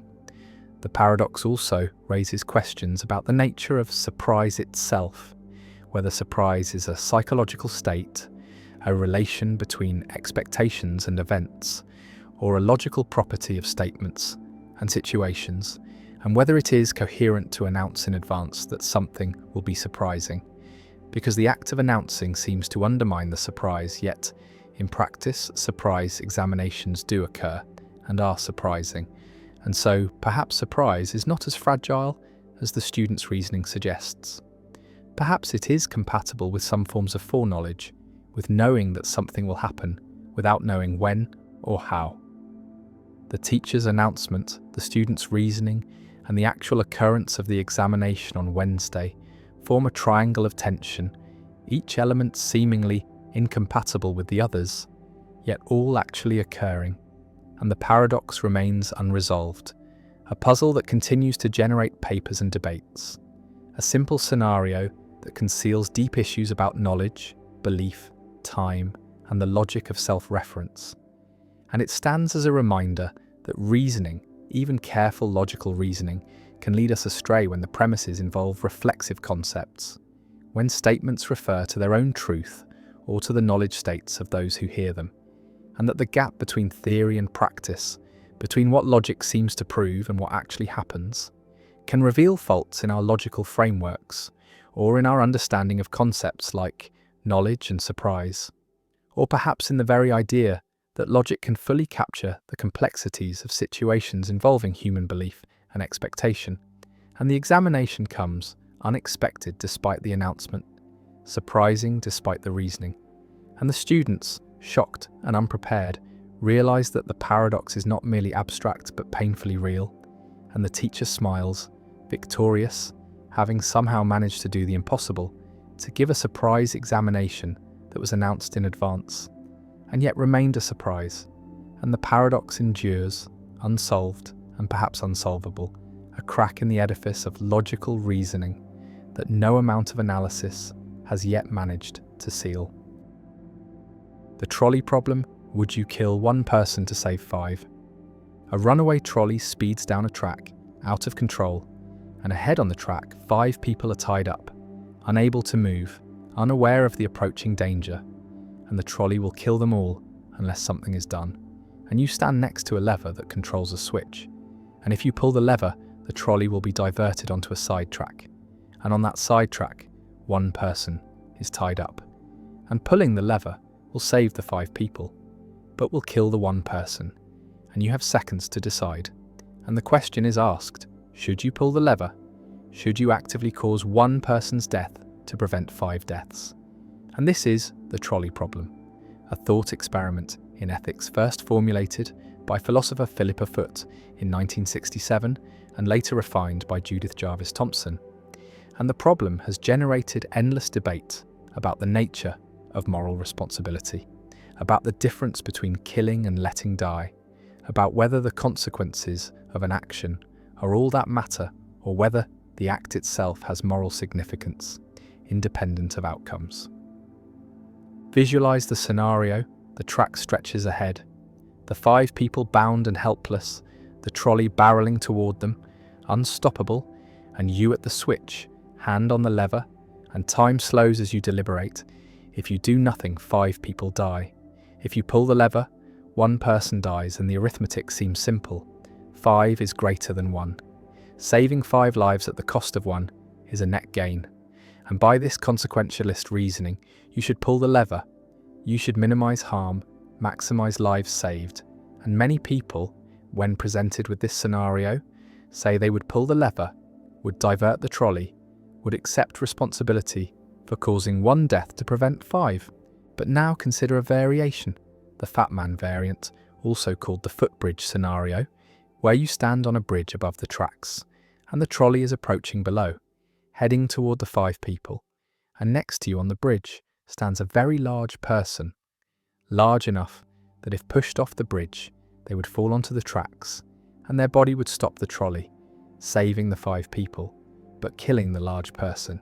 And you could push this person, could use their body as an obstruction, and the outcome is the same as before. 5 people saved, 1 person killed, and yet when presented with this scenario, most people say they would not push, would not use the large person as a means to stop the trolley, even though the consequences are identical to the lever case. 5 saved, 1 killed, and this asymmetry, this difference in moral intuition between the 2 cases despite the same outcome, is what makes the trolley problem so philosophically interesting. It reveals that our moral judgments are not based purely on consequences, not purely on maximizing lives saved, but also on how those lives are saved, on whether the harm is direct or indirect, on whether someone is used as a means or merely affected as a side effect.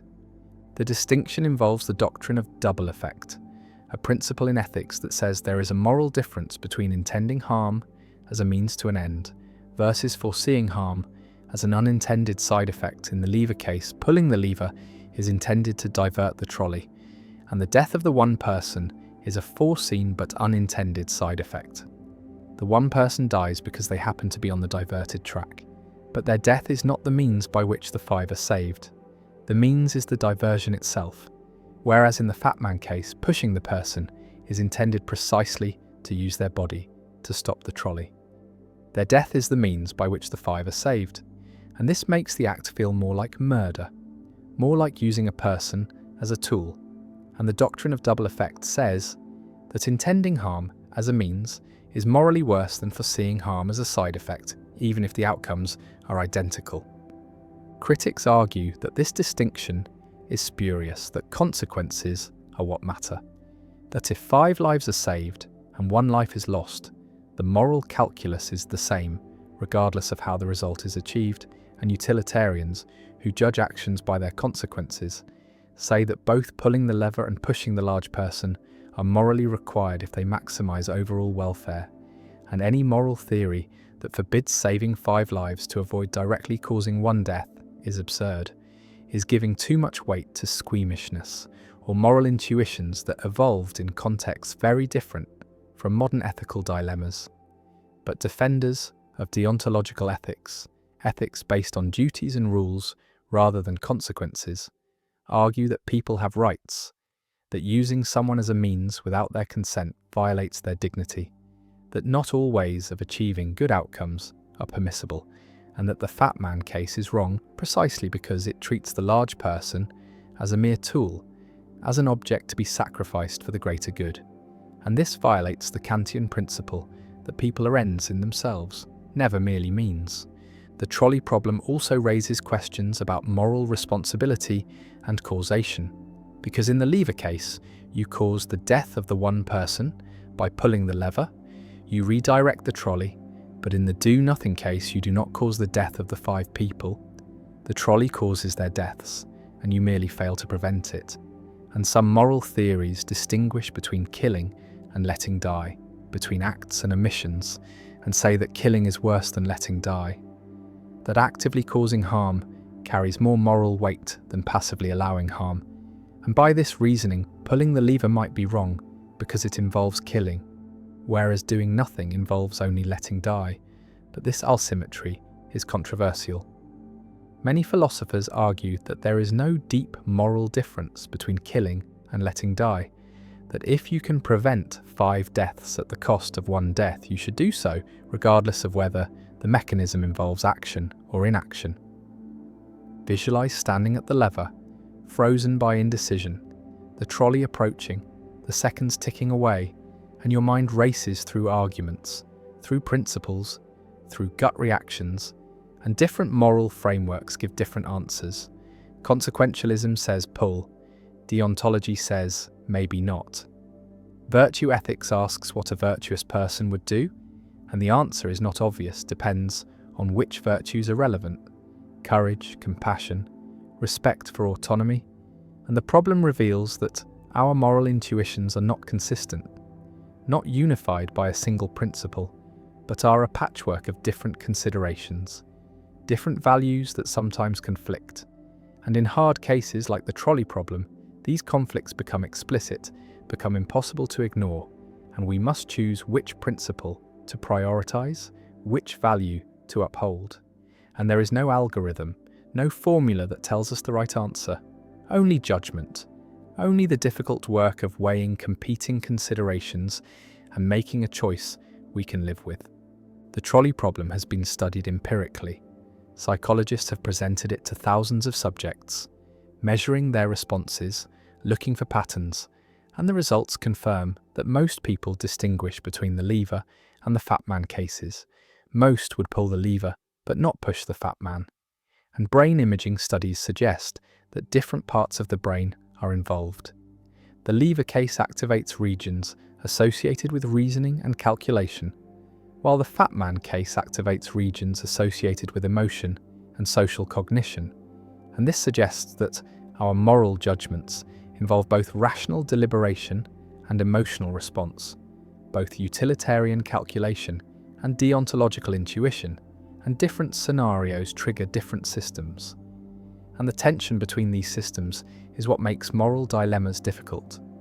What makes them dilemmas?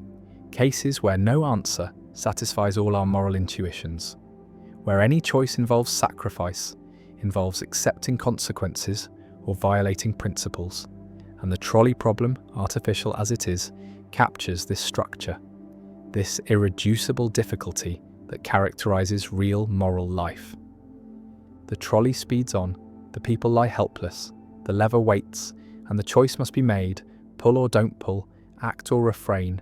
And the problem offers no comfort, no easy answer, only the recognition that morality is hard, that lives are at stake, that our choices matter, and that sometimes there is no right answer, only answers that feel less wrong.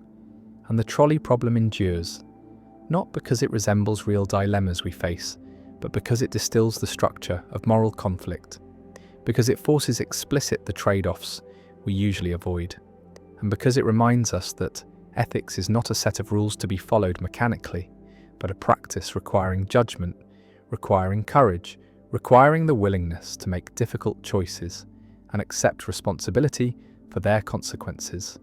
And the trolley rolls, and the lever waits, and the question persists. The Sorites paradox: a single grain of sand is not a heap, this much seems certain. And adding one grain of sand to something that is not a heap does not suddenly create a heap. One grain cannot make that much difference, and yet if you continue adding grains one by one, at some point you will have a heap, perhaps after 1,000 grains, perhaps 10,000, but surely 1,000,000 grains of sand piled together constitute a heap. And so somewhere in the process of adding individual grains, a heap must have come into existence, but where, after which grain? And this is the Sorites paradox, named from the Greek word for heap, a puzzle about vague predicates and the boundaries of concepts that has troubled philosophers since ancient times. The paradox can be constructed for almost any vague term. A man with a full head of hair is not bald, and removing one hair does not make a bald man. One hair cannot be the difference between bald and not bald, and yet removing hairs one by one will eventually result in baldness. Or consider a tall person. If someone is tall, then removing 1 millimeter from their height does not make them not tall. 1 millimeter is imperceptible, insignificant, and yet removing millimeters one by one will eventually result in someone who is clearly not tall.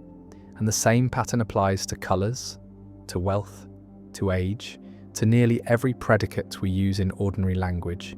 And in each case we are forced to accept either that there is a sharp boundary, a precise number of grains or hairs or millimeters that marks the transition, which seems arbitrary and implausible, or that there is no boundary at all, which leads to the absurd conclusion that no amount of sand is a heap, no person is bald, no one is tall, because the reasoning that prevents one grain from making a difference applies equally to every grain.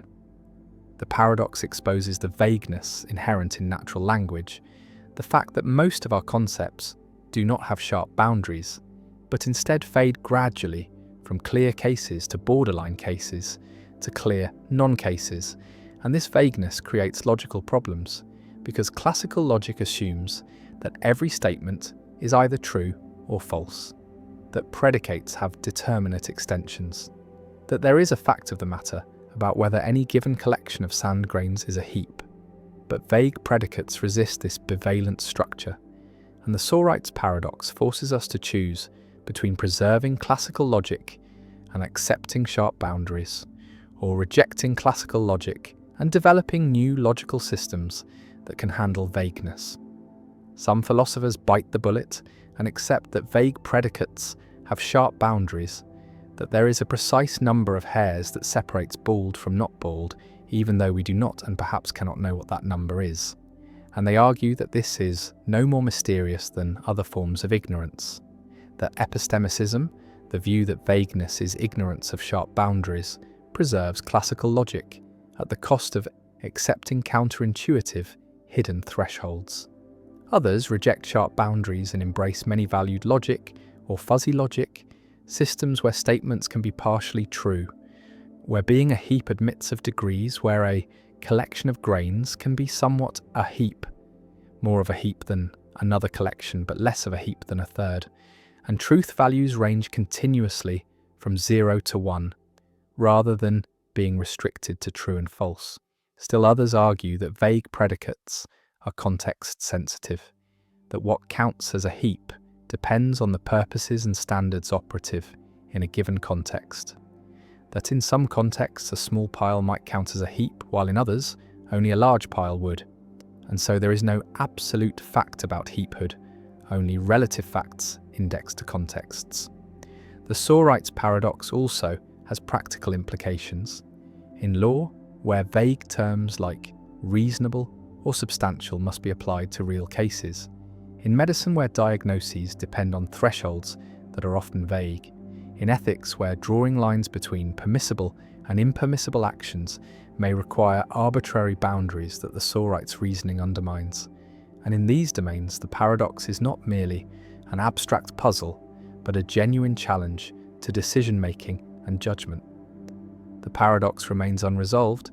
Philosophers continue to debate the best response, and it stands as a reminder that the concepts we use to navigate the world, the words we rely on to describe and categorize, are far less precise than we ordinarily assume, that vagueness is pervasive, that boundaries are often illusory, and that the attempt to force the fluid and gradual into the rigid and discrete, to impose the structure of classical logic on the messy reality of natural language, leads inevitably to paradox, to situations where reasoning breaks down, where every answer seems wrong, and where the heap, like so many things, resists definition.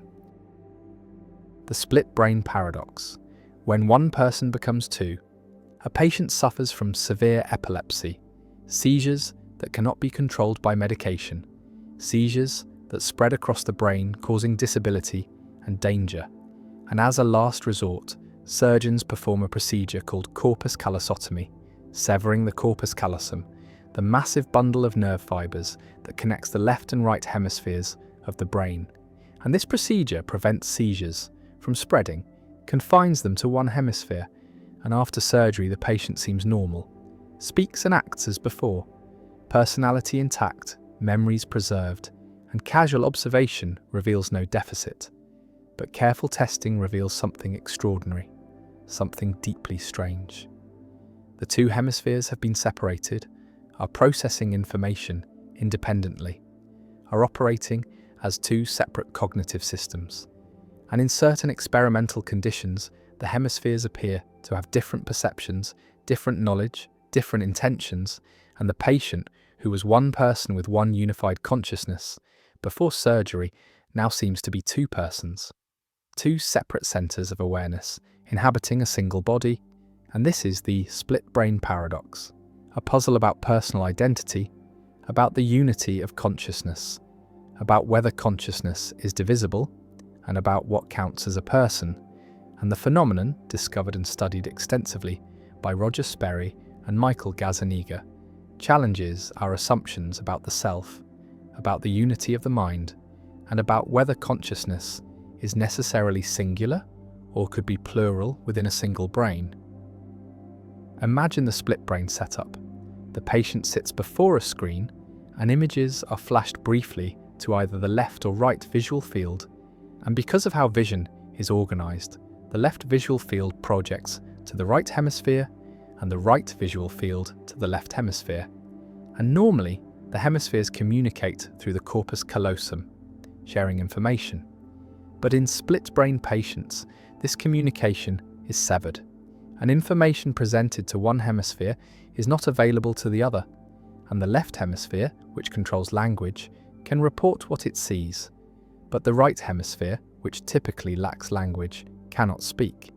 And this creates dissociations, cases where the person can verbally report seeing something flash to the right visual field, processed by the left hemisphere, but denies seeing anything flash to the left visual field, processed by the right hemisphere, and yet the right hemisphere clearly saw the stimulus, because when asked to point with the left hand, controlled by the right hemisphere, the patient points accurately, and so the patient both saw and did not see, both knows and does not know, depending on which hemisphere is asked. And the unity of consciousness seems to break down, seems to split into two separate streams. The paradox becomes even more dramatic in cases of conflicting intentions, where experimenters present different instructions to each hemisphere, and the left hand, controlled by the right hemisphere, performs one action while the right hand, controlled by the left hemisphere, performs another, and sometimes the hands conflict. One hand buttoning a shirt while the other unbuttons it, one hand reaching for an object while the other pushes it away, and the patient reports frustration, reports feeling as if the left hand has a mind of its own, is acting independently, and the verbal left hemisphere confabulates explanations, invents reasons for the left hand's actions, reasons that are false because the left hemisphere does not know what the right hemisphere is doing, does not have access to its intentions. And these cases suggest that split-brain patients are not one person, but two persons. Two separate conscious agents inhabiting one body, each with their own perceptions, their own knowledge, their own goals, and the philosophical question is whether this is correct, whether splitting the brain splits the person, whether consciousness is divisible, whether personal identity can survive such division. Visualize consciousness before and after the surgery.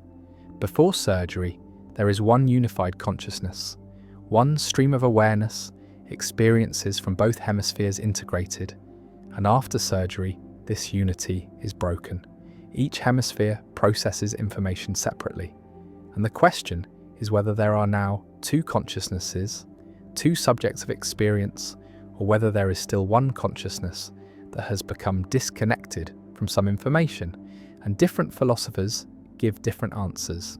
Some argue that split-brain patients become two persons, that severing the corpus callosum creates two centers of consciousness, where there was one, and others argue that the patient remains one person, but with a divided consciousness, a consciousness that is no longer unified. And still others argue that consciousness remains unified, but access to information is divided, and the hemispheres are like modules within one consciousness rather than separate consciousnesses. The split-brain paradox raises questions about the relationship between unity and consciousness, about whether consciousness is essentially unified or whether it could be divided or plural. And normal consciousness feels unified, feels like there is one subject experiencing everything, one perspective from which the world is viewed, and split-brain cases challenge this unity, suggest that consciousness could be less unified than it seems, could be divided into separate streams that normally communicate but could operate independently. And this has implications for understanding the self, for whether the self is a unified entity or a collection of parts, for whether personal identity requires unity of consciousness or could survive division. One response to the paradox denies that split-brain patients become two persons, argues that the left hemisphere, the language-dominant hemisphere, is the person, is the locus of consciousness and self-awareness, and the right hemisphere, while capable of processing information and guiding behavior, lacks the higher-order thought and self-awareness that constitute personhood. And so the patient remains one person, the left hemisphere person, and the right hemisphere is more like an unconscious module that influences behavior without being a separate conscious agent. And this response preserves the singularity of persons but at the cost of denying consciousness to the right hemisphere. Another response accepts that split-brain patients become two persons, accepts that there are two centers of consciousness after surgery, two subjects of experience, and argues that personal identity is not preserved through brain bisection, that splitting the brain creates two persons from one, and these two persons share a body, share a past, but are distinct in the present, have different experiences, different knowledge. And this response takes the split brain evidence seriously, treats the hemispheres as separate conscious systems, but faces the challenge of explaining how two persons can inhabit one body, how they coordinate, and whether one has priority over the other. A third response appeals to degrees of unity, argues that consciousness is not all or nothing unified, but comes in degrees, and split-brain patients have less unified consciousness than normal people, but are not completely divided, are somewhere between one person and two, and unity of consciousness is a spectrum, and split-brain patients are toward the divided end. And this response avoids the binary choice between one person and two, allows for partial division, for consciousness that is neither fully unified nor fully separate. And this seems to fit the evidence better, fits the fact that split-brain patients seem mostly normal, seem like one person most of the time, but show signs of division in specific experimental conditions.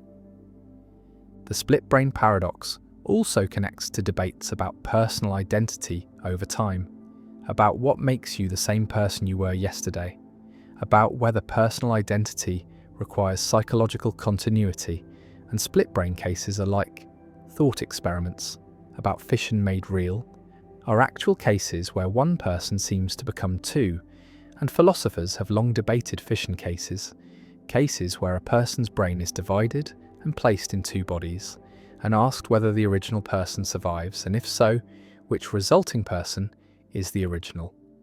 And split brain surgery is a partial realization of this scenario, does not create two separate bodies, but does create two separate information processing systems, and the philosophical puzzles about fission apply to split brain cases, puzzles about identity, about survival, about what matters in personal existence. The patient lives with split brain, navigates the world, seems normal to observers, and most of the time, the two hemispheres cooperate through shared subcortical structures, through behavioral coordination, through learned patterns, and the division is not apparent. But in the laboratory, under controlled conditions, the split emerges. The two hemispheres reveal their independence, and the paradox appears: one person or two, unified or divided, single consciousness or dual, and the answer remains disputed, remains unclear, and the split brain paradox endures as one of the most fascinating and philosophically significant phenomena in neuroscience, a real-world case that challenges our understanding of consciousness, of unity, of personal identity, and of what it means to be one person rather than many. And the severed corpus callosum sits there, two hemispheres separated, and the question persists: is this one mind or two? And the paradox remains unsolved, perhaps unsolvable, a permanent puzzle about the nature of self and consciousness. The temporal loop paradox. Time travel narratives often stumble into a peculiar trap, one where causation forms a perfect circle with no discernible beginning, and this is the temporal loop paradox, a scenario where events cause themselves through the mechanism of time travel, creating a chain of causation that has no origin outside the loop itself. Imagine a scientist who receives a mysterious package containing detailed blueprints for a time machine, blueprints that are far beyond anything current science could produce, and the scientist follows these instructions exactly, building the machine over many years, and once it is complete they use it to travel back in time to their younger self, where they mail the very same blueprints that they received decades earlier, and so the blueprints travel from future to past in an endless cycle, created by no one, authored by no one, simply existing within the loop. The paradox is that the information has no source. It was never invented or discovered.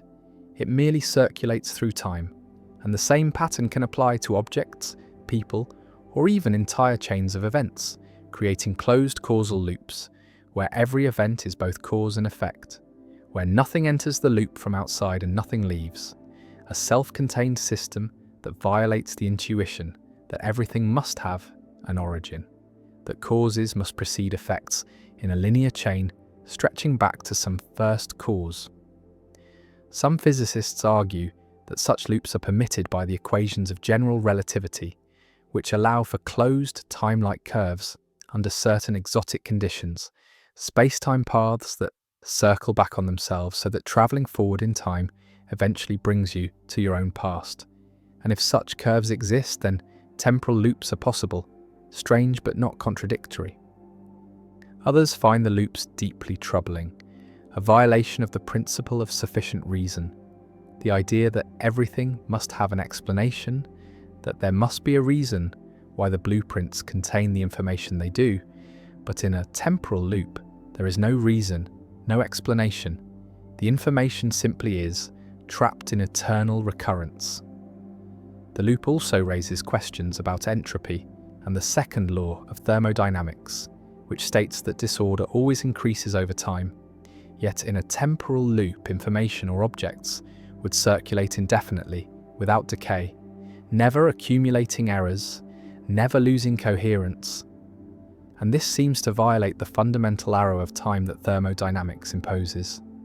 Some theorists suggest that quantum mechanics might prevent such loops, that the probabilistic nature of quantum events would introduce small variations each time the loop repeats, causing the information to degrade over successive iterations until the loop breaks down, while others propose that consistency conditions might force the loop to be stable, that only perfectly self-consistent loops can exist, and any deviation would create contradictions that the universe does not permit. The temporal loop paradox differs from the predestination paradox in emphasis, where predestination focuses on the inevitability of events and the loss of free will. The temporal loop focuses on the absence of origins and the circular nature of causation. And both paradoxes share the unsettling feature that time travel does not change the past because the time traveler was always part of that past, their actions already woven into the fabric of history. The loop sits outside normal causation, neither created nor destroyed, neither beginning nor ending, a strange attractor in the space of possible timelines, and it forces confrontation with the question of whether the universe requires ultimate origins, whether infinite regress is possible, whether some things can simply be without explanation, and whether time is truly linear, or whether it can fold back on itself in ways that make causation circular rather than hierarchical. The temporal loop remains a staple of science fiction and a puzzle for philosophers and physicists, a scenario that feels impossible, yet may be consistent with the laws of nature, a reminder that time is stranger than common sense suggests, and that the arrow of causation we perceive, flowing from past to future, from cause to effect, may not be as fundamental as we believe, may not be the only way events can be structured, and that reality may permit loops and circles where intuition insists there should be lines.